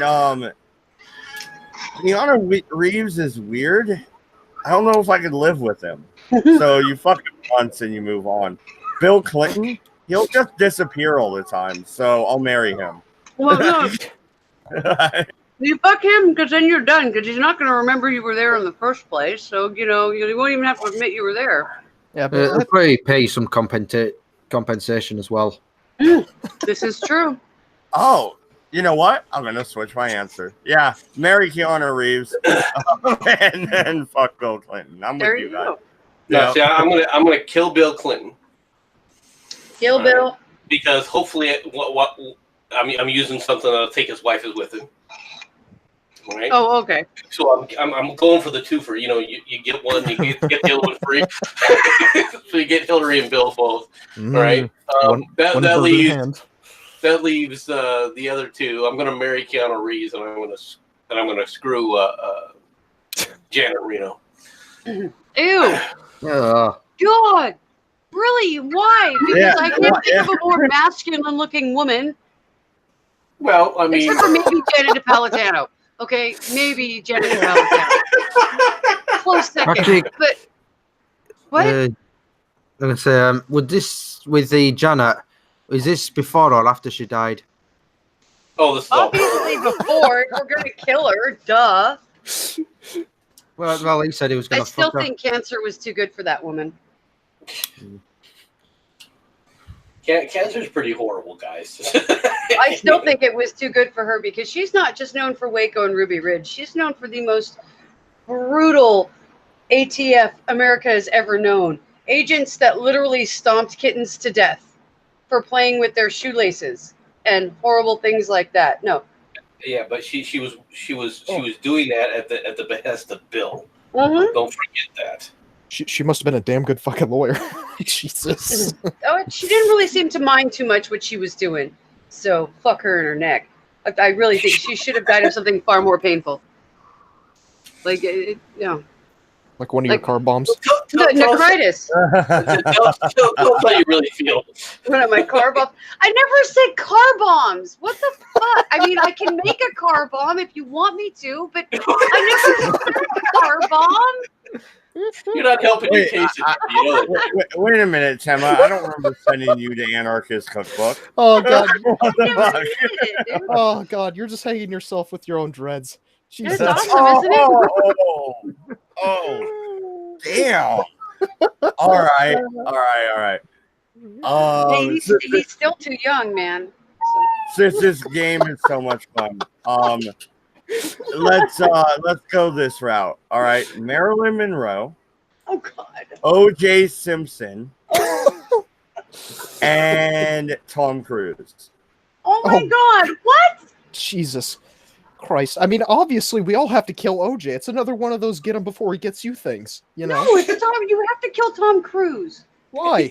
What's he gonna do? What he's like fucking 4 foot nothing. Exactly. What's he gonna do? Is he gonna bite your fucking ankles? He ain't doing shit. He's gonna jump on your couch, and that's exactly. He's gonna make a mess, and he's gonna bring a bunch of fucking Scientologists to your front door. No. She's got a point about the Scientologist. You gotta get him early. That's pretty good. That's pretty good reasoning. I understand that. Yeah, you gotta kill Tom Cruise. Because you guys never defined what kind of fuck either. I mean, does this mean I can go find like a dead horse dick to go fuck somebody to death with? Is that part of like what we never limited how fuck goes here, did we? No, we didn't. I assumed fuck made it equated to sex. Is the way I took it. Okay. In this case, you have to kill Tom Cruise. You got to screw OJ because he's used to it by being in prison for so long. Right? Get to marry Marilyn Monroe. Oh God, really? Yeah. Hell, if nothing else, you get a hanger on your arm and go look at the eye candy. Yeah, between fits of bipolar disorder and strung out addiction to pills. Great wife. Eventually, she's going to off herself, and you get her. This is true. This is true. You know, you don't have to deal with her for very long. Well, I mean, how about you just not let her take all those barbiturates? You know, like intervention, homie. How about you hang her on the bed and leave the pills at the I'm bedside? sorry. She fucked both Kennedys. From what I hear, she fucked both Kennedys. So, really not too worried about. Ew. You know. Well, I mean, one of the Kennedys, the Kennedys are gonna have her killed eventually. I mean, you get her shit, fucking move on, buy a new wife. Ew. All right, you're all about to hate me, but you got to pick. Here's your pick: Francesca Ramsey, Adam from Adam Ruins Everything, and Tariq Nasheed. Oh fuck! Who's Francesca Ramsey? Okay, I know who she is. All right, I'll take this. I'm gonna marry Francesca Ramsey. Why? Because she likes white boys. That's right, she does. Yeah. Damn. I'm killing Tyreek. Fuck you, motherfucker. That's right. Didn't use the term I could have. And I'm not gonna feel comfortable with fucking Adam. But I'll close my eyes. Okay, like I said before, we've never specified what we are fucking with. Consensual penis insertion. This is whose penis? the one that has the penis, whichever one. MC gets it. MC fully and Matt fully understand what I'm saying. Yes. Well, I mean, it is Define penis. Your penis. It's Mandaja's stream, so we're specifically talking about Mandaja's penis. Okay. No, We're gonna both go play with Dad's penis? Is that Well, what that opens up a whole new set of circumstances. Oh, Carl has a wonderful idea in the chat. Oh God, I just got it. What's Carl's idea? Kill Adam by shoving him up Nasheed's ass. that could work. That could work. Does Nasheed still have a channel? Well, no, I figured. I think so. I think it's just been demonetized. I figured while I was killing Tyreek, I'd just tell him, "Shut up, Tyreek." It would be fitting. So I know what I'd do. I'd marry Ramsey because she's the, I guess, lesser of three evils.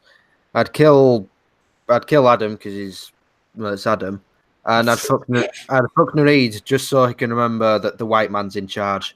I'm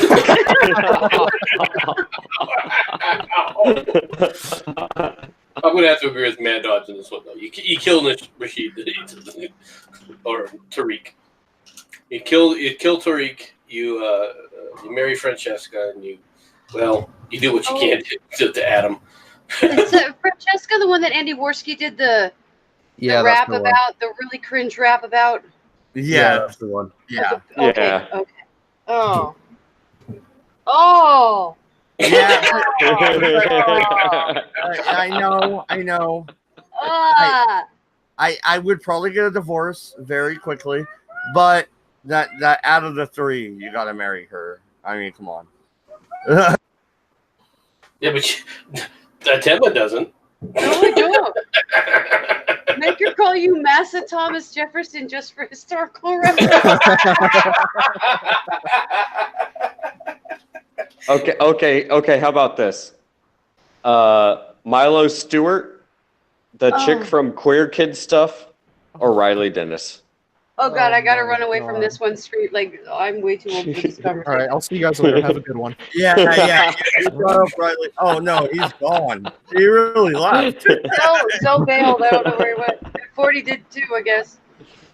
I went to rub an itchy eye. Damn it. Damn, it was that bad, huh? It's that bad. It is that bad.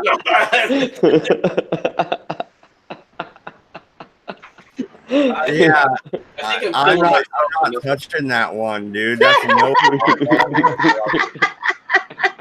Those people are all too young and creepy to me. I want to kill them all. Now I've got one. I'll fuck Milo Stewart so she'll realise she's a woman. I'll murder that bitch from Queer Kid Stuff because she's probably got something on a hard drive anyway.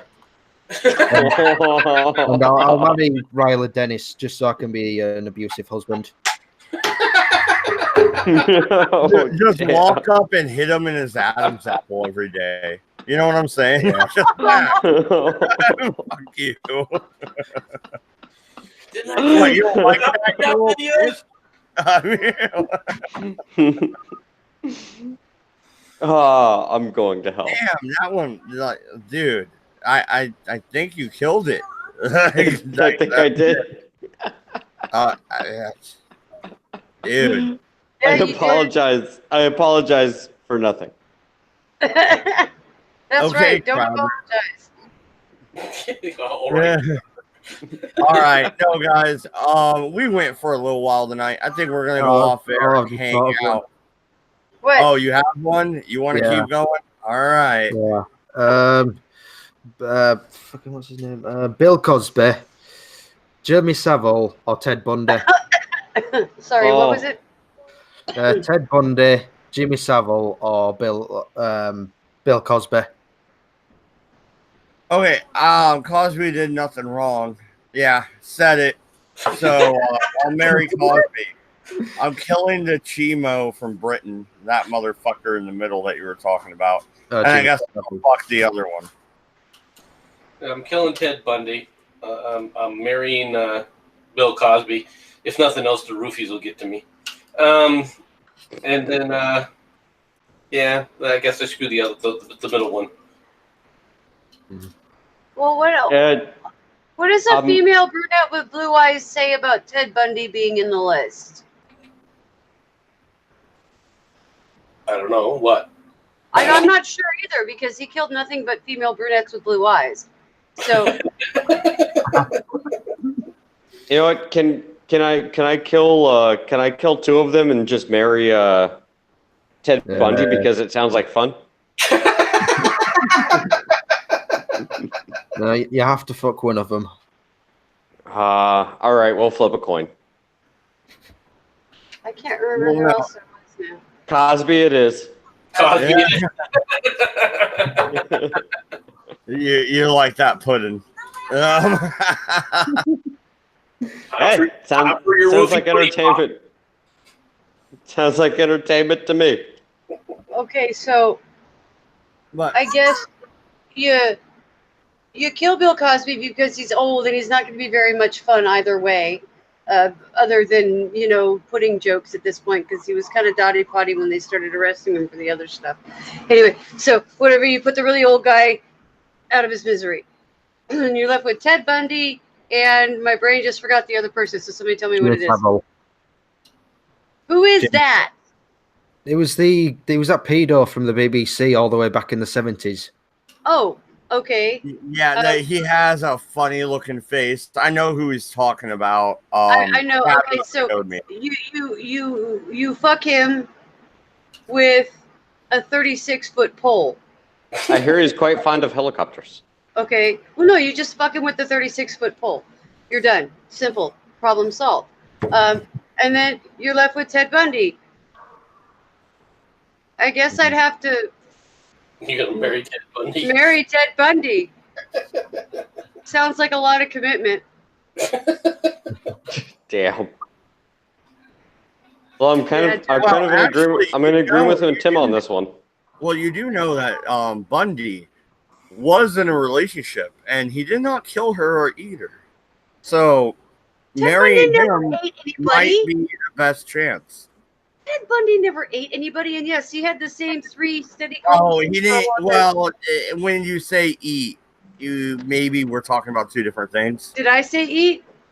I said preferred rules. I think MC got the joke. Never mind. Oh. Yeah. No, I'm tired. Yeah, I missed it. I'm not repeating it. Good, you're gravy. Let's do something that's a little not so harsh on anybody this time. Okay. Let's see. Lauren Bacall. Okay. Adrienne Barbeau. Or Raquel Welch. Oh, I only know one of them. You don't know any of them? No, I only know one. I would have to see their faces because I don't know any of them. I don't know any either. Yeah, I'm with Tema. I'm gonna say Topanga from Boy Meets World. Obviously over 18 people. Okay, so Topanga over 18. I don't know who is, so I don't know. You don't really? Yeah, really. Oh, I'm definitely marrying. I'm never definitely seen marrying Boy- Topanga. I've never seen Boy Meets World. I'm definitely marrying Topanga. Yeah, see, Doku knows what I'm talking about. Dude, internet fist bump. Yeah, I don't even need to hear the other 2 options. I'm marrying Topanga. Right? Okay. Never mind on that one, guys. Nobody else other than Doku knows Topanga. But I can't believe you guys don't know the other actresses, but that's okay. All right. Oh, here we go. Okay, you're gonna hate me. Andy Worski, Mundane Matt, and Tonka Saw. You're a cunt. I am. Okay. I'll go first. I'm gonna marry Andy because he still has money. I'm gonna kill Tonka because fuck him. And Mundane Matt. Fuck yeah, Mundane Matt. That you get to screw Mundane Matt because he's used to it by now. You're gonna fuck Mundane Matt. That's awkward. But hey, it is what it is. No. I mean, he basically screws himself all the time, so it's no big deal. I don't know. He's so small and very mundane. No, I mean, he goes out looking for boulders. Come on now. He's short.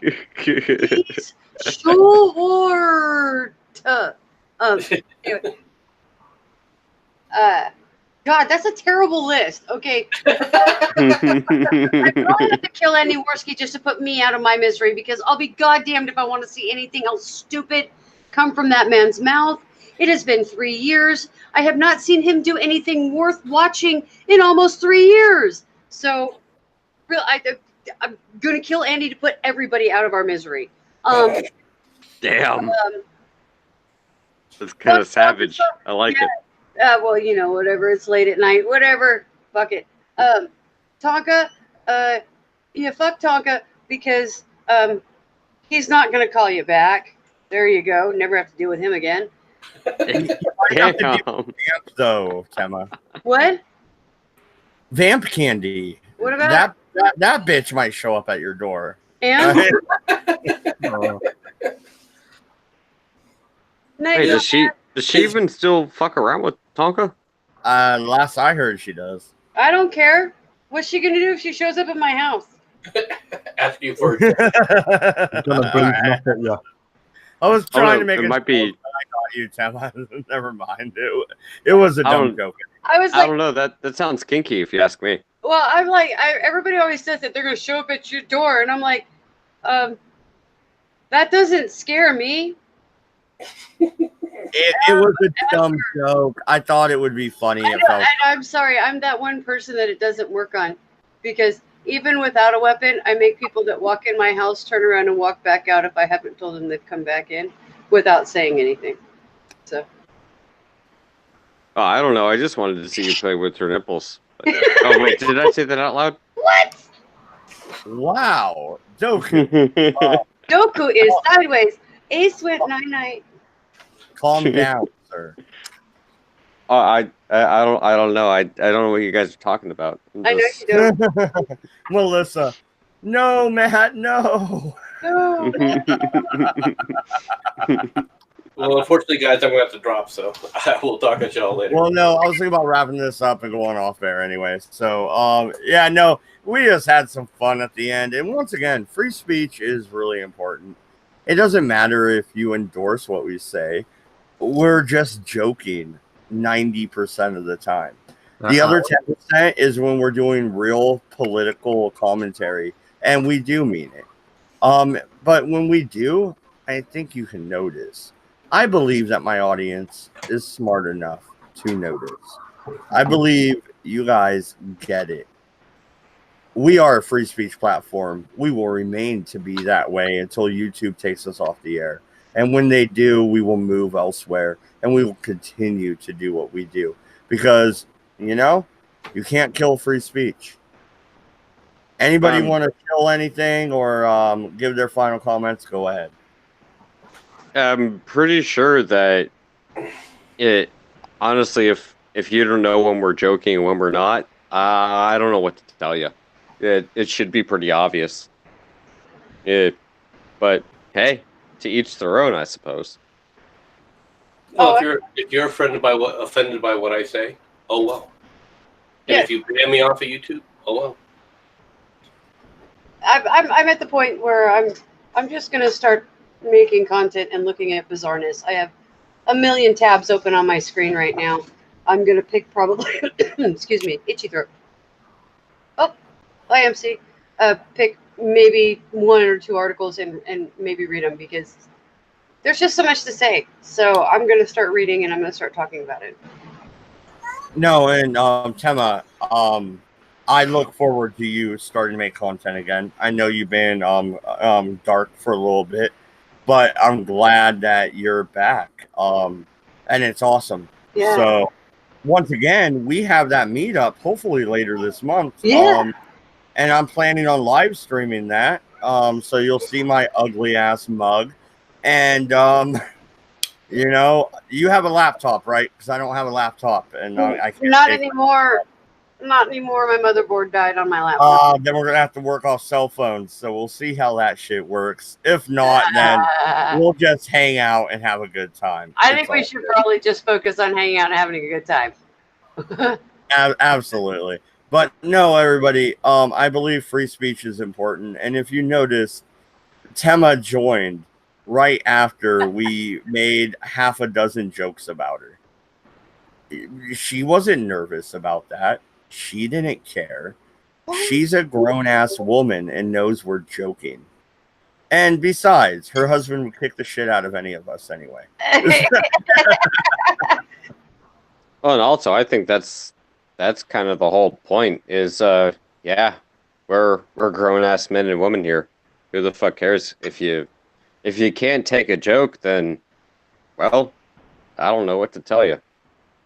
Absolutely. And I'm looking at you, Vox. I'm looking at you, CNN.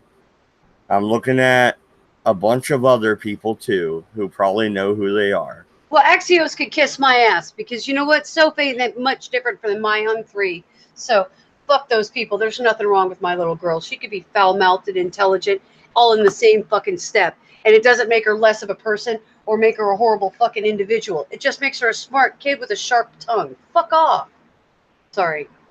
No, and you know that's sorry. something before we jump off. That's something else we should talk about really quick.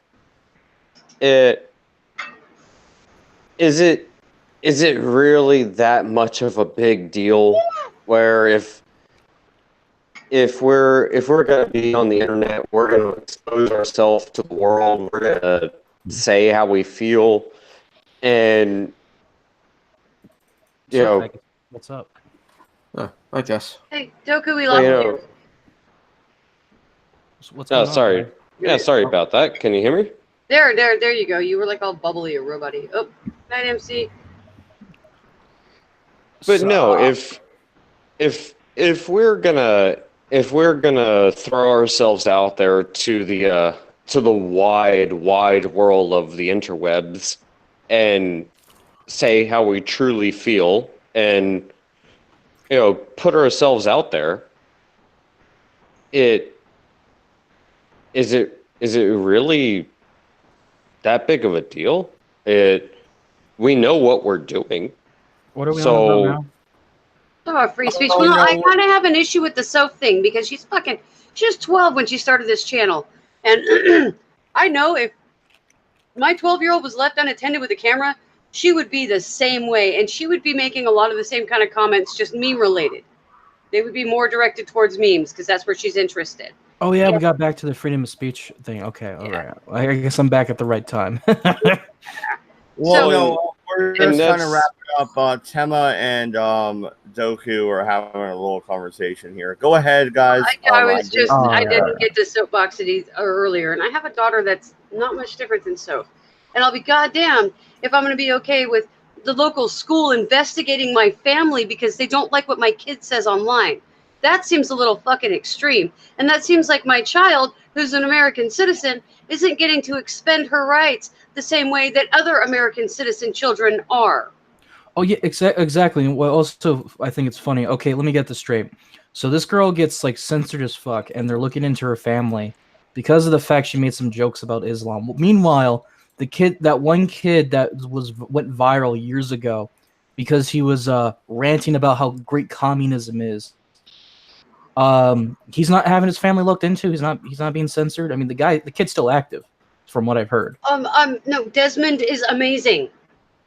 And Desmond is amazing. Okay. That's another kid. Desmond is amazing. This is an 11-year-old child taking off clothes and having full-grown men, put money in his britches. Oh, yeah. Mm. Okay? So we're allowed to have that, but we aren't allowed to have a 14-year-old say fuck Islam. Really? Speaking of borderline pedophilic bullshit, I was starting a series about exposing pedophiles. Still am. Making a first episode. It's like, trust me, follow that. It's going to be great when it comes out. Problem is, I realized something when I first got my toes into making fun of spurgy pedophiles, especially the political ones I've come across.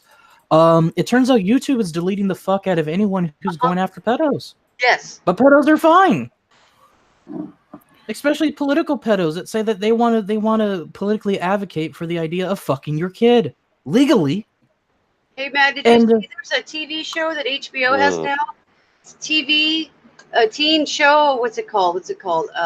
Euphoria, I think. Well, no. Well, real quick. Usually, I don't like this topic on my channel, but my kids are in bed, so go ahead and continue, Cass and Tema. I'll be right back. But usually I'm not a big fan of this topic just because I have kids and I use I know, man. That's kind of what I wanted to talk about. I'll moderate for you, Mad Dodge, if you want me to. All right. Yeah, I need to use the restroom. I'll be right back. But no, go ahead, guys. You have my permission. It's just this is an iffy topic on my channel. I'm usually talking about a my TV personal preference. Yeah, I'm talking about a TV show. I'm not talking about anything like pedophiles. Okay, so Tema, you go first, and then Cass, you go after. Okay, so I was reading a news article. There's a show called Euphoria. It's supposed to be about teen life with like sex and violence and drugs and all these things in it, where it depicts this group of teenagers doing all these really wild, over the top things.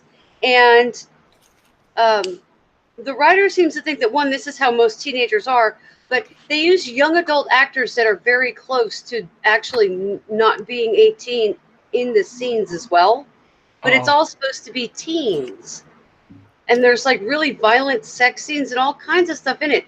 The pilot episode, you see male penis 30 times. We're talking about the same. Are you talking about the same penises coming from the actors who are supposed to play as teenagers? I don't know. It says some of the penises are prosthetic, but even so, I don't. It's still 30 shots of penises in one episode of a show that's supposed to be about teen drugs and violence. Are you serious? And this is from HBO. But what value does it place in the show? How does it further a plot? How does it describe what these kids are going through, or what the drug scene is like? It doesn't. It just shows young men and erect penises. That's so it's just softcore porn.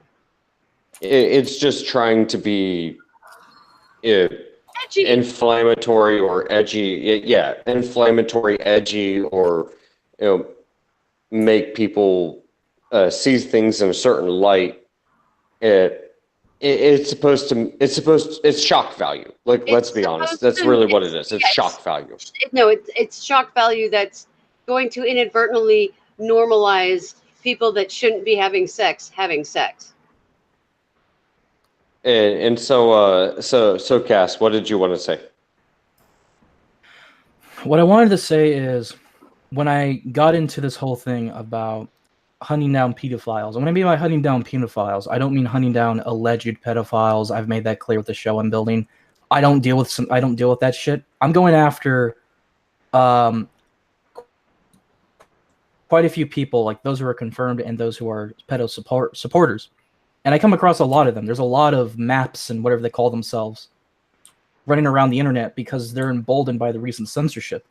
And somebody I did some dealings with to get some information on my current target told me, you better be careful, Kaz. They're censoring the fuck out of anyone who's coming after these people. Pedos are essentially being a protected class now. You can't talk about them. And that's been apparent with what's been going on. We can see that So yeah. So and it's fucked up if you think. Yeah. It is. Sorry, it is disturbing that there are individuals that are doing.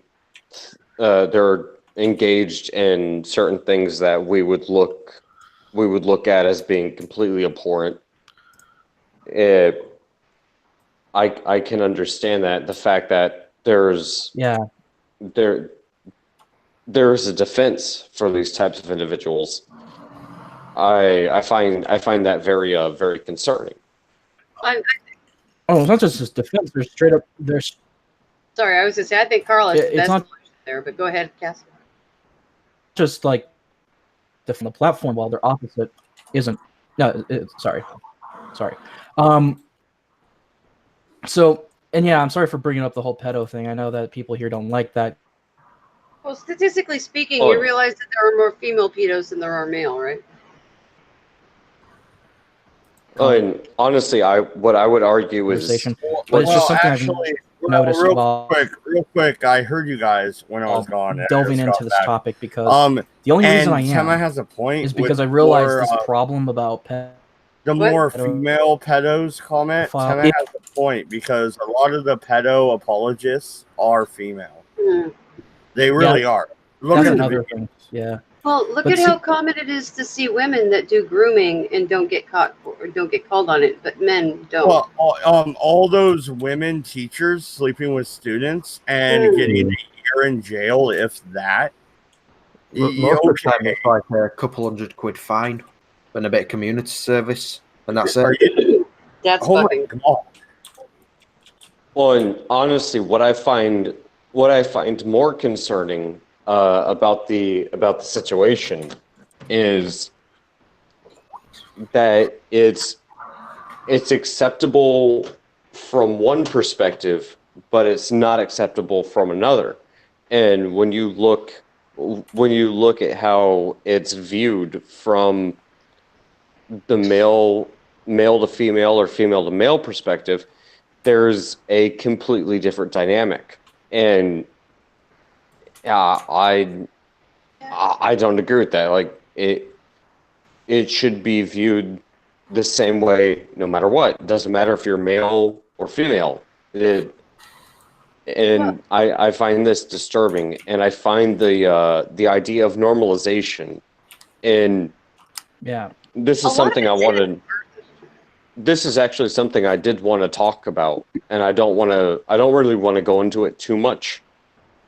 but listening to the way that it's being portrayed in the media, sure, you can say like, oh well, this goes to the thing that we were talking about earlier on Discord, but again, I'm not going to go into that. But the one thing I do want to point out is people will actively say, oh, well, this is marginalized or it's normalization. Why should we try to normalize something that is not normal? And I'm not saying like gay is bad or anything like that. What I'm saying is you're trying to normalize something that is not normal. And if you go down that rabbit hole, then guess what? It's not now you're not talking about someone's sexual preferences. Now you're talking about trying to normalize attraction to children. There is a difference in what you're trying to normalize as a society. Like, for example, my kids, an old neighbor of ours, he is now not even living with his wife, right? He's in a little camper on the property. And he decides that he is no longer Nick, he's Nikki. And he's going through transition. Now, whatever, have at it. That's your choice. Now, my kids come to me and go, oh my God, I saw him and he's wearing a dress and high heels, Dad. What the heck? And I go, you know what? That's weird. I don't approve, but it's his business, not ours. That's the libertarian standpoint. I have my own thoughts on it. I think it's weird, but it's not my decision what he does. But when you go to something like what you guys are talking about, well, then you're crossing a legal limit, aren't you? Well, that's different. Well, we're talking about normalization and this and that and everything else. And come on, let's be real. It's all about political affiliation for these people. It's what group can be tagged to what other special interest group and get victim points and interest. Because if it was truly about pedophilia, people wouldn't have been angry at Milo the way they were. They would have been shocked that his mind had created the idea that it was okay for a 15-year-old to have sex with anybody, let alone an older man. Okay. So Timma, let me point this out. If you're talking about normalizing something, and people say like, oh, this is a marginalized group, or this is it's an outlier. It's not the status quo. Yes. Okay, you can go with that route of thinking. I understand that, but where do you actually draw the line?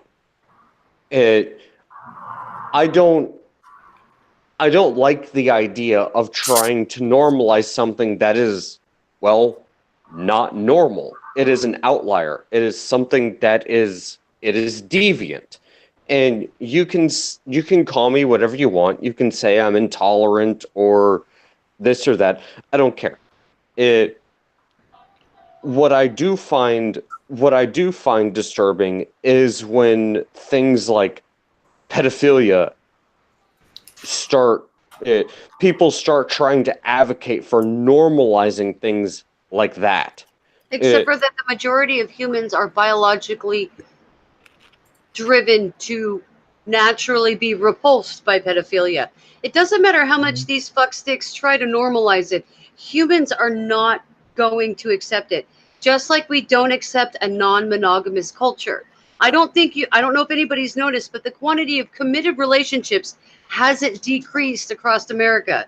Just the amount of people making it official for the government has. And that's my point. Sorry to cut you off, Mad Dodge. That's my point. Like, I'm not going to say like I don't like the LGBTQ community or anything like that. What I do have an issue with is when you start trying to normalize things like pedophilia. I'm not gay, so I can't really speak for this, but I think the majority of the LGBT community would not like pedophilia inside their community. And that's something I think the majority of people can agree upon, that's definitely not only a bridge too far, it's completely immoral. Well, no, and the thing is, to get back to where Temo was saying, there are still these people having committed relationships, but they're not necessarily getting married and signing the marriage license. Yeah, that is true. They'll just go exchange vows. They just don't notify the government they've done so. That is true. I went ahead, my wife and I went ahead and went through the real thing. We are married. Like, I have the license on my wall. But no, she straight up told me, like, no matter what you do, I won't leave you. I'll shoot you in the face, but I won't leave you. Oh yeah, no, Carl and I have a backhoe agreement. Yeah, Carl and I have a backhoe agreement. no. This It's marriage just, ends with a ditch in the backyard and a backhoe. It's just what I'm trying to say about this conversation. Sorry to cut people off. It's just it's really disgusting how I keep seeing these weird examples when it comes down to YouTube and Google and all this shit, where you can't call out communism, but they'll support whatever they call them, bread tubers now, because that totally isn't on the nose for something. And you can't call out pedos or zoophiles. In fact, there was a shitstorm on Twitter because a zoophile actively victimized a dog and posted on Twitter and smugly talked about it. And that post was there for like, what, a while? Here's the thing, Cass. I don't usually do the late night thing anymore. I do my show at around 3 o'clock normally. So I have my kids around. So I don't talk about these issues usually. But I do agree with you. And I think you know that without me even saying it. I mean... These people are pieces of garbage. To quote Anna Kasparian, I'm better than you. Yeah, I am. I'm better than you. Well,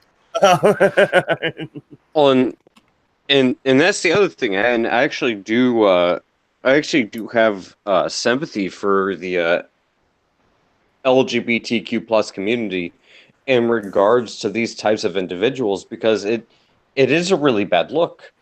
If I was part of this community, I would advocate for it. I would advocate for disavowing this type of rhetoric and this type of behavior completely. The fact that it's even really an argument, the fact that there's people that would actually try to defend this is rather disturbing to me. Well, see, Goku, while you're saying, and I agree with you about how the fact that people are saying this is insane, I have to deal with the fact that I'm getting reports that makes these people look like they're breeding like goddamn rabbits. They're so emboldened right now that they're spreading like wildfire that go, it's okay to fuck your child. It's disgusting. Yeah, the ageist, and I mean, nothing against furries, but like within the furry community, you see some really twisted stuff going on there.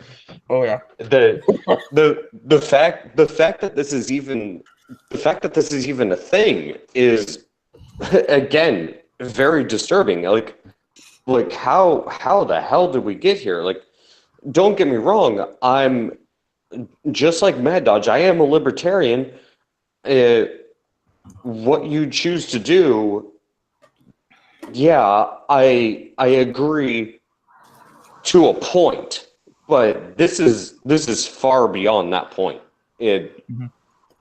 This is something that I simply cannot support, and I find very, very, very disturbing. And the fact that we're even the fact that we've even reached this point as a society, and we're even having this conversation, is disturbing to me. I like how the hell did we get here? It's not just the fact that we also have to have this conversation now because it's unavoidable, no matter how many times we have to slice it, because it's going to get worse from here in terms of the zoophiles and pedophile argument. You're gonna hear a lot more from it, regardless if I'm going to say it or not. So, unfortunately, you're going to have to prepare for that inevitability. It's also the fact that the very people who are trying to expose these pieces of shit are getting outright censored without a second fucking chance. And you're 100% correct.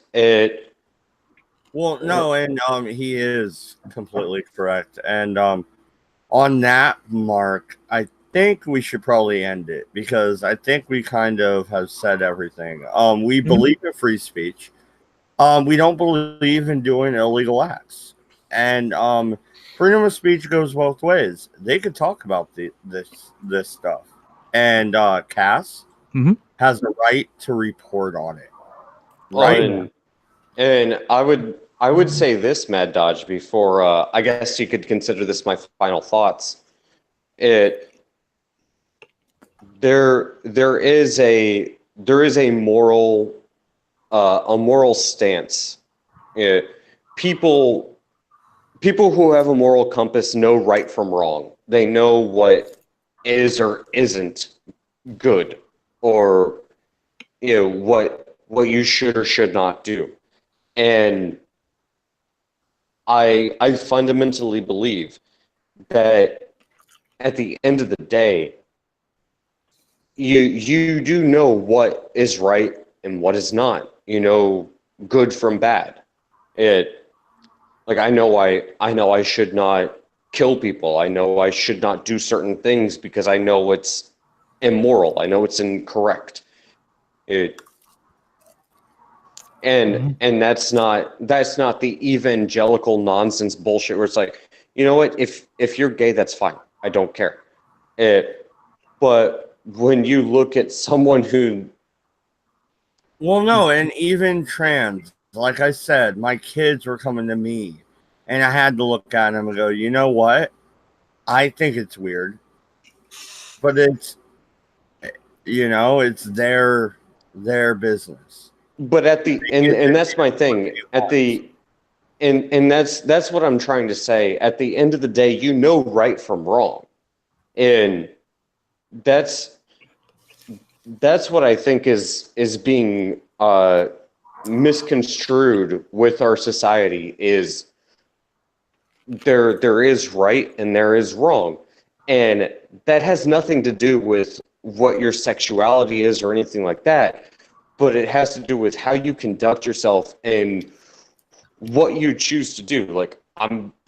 There are certain things that are distinctively wrong, no matter how you try to portray it. Yeah, no, absolutely. And anybody else have any final thoughts? Even our chat is starting to fall asleep. It's almost midnight on the West Coast. Well, kind of with so. Well, I mean, I would, but honestly, at this point, I'm more of a mood to make my opinions known on a YouTube video or stream at this point. So, or anything else. Yeah, if you want to go with outs, we can go with outs. All right. Well, thank you everybody for coming out.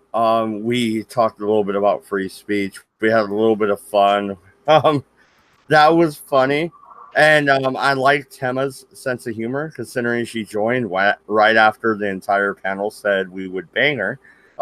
So that's good. At least she has a sense of humor. Good night. Good luck. Don't go to France, people. You don't want to. We'll be back tomorrow around 3 o'clock on the West Coast. Unless I decide I want to play Vampire again. Fuck off. No, I'm kidding. We'll be back around 3 o'clock. Good night. We're out. See you guys later.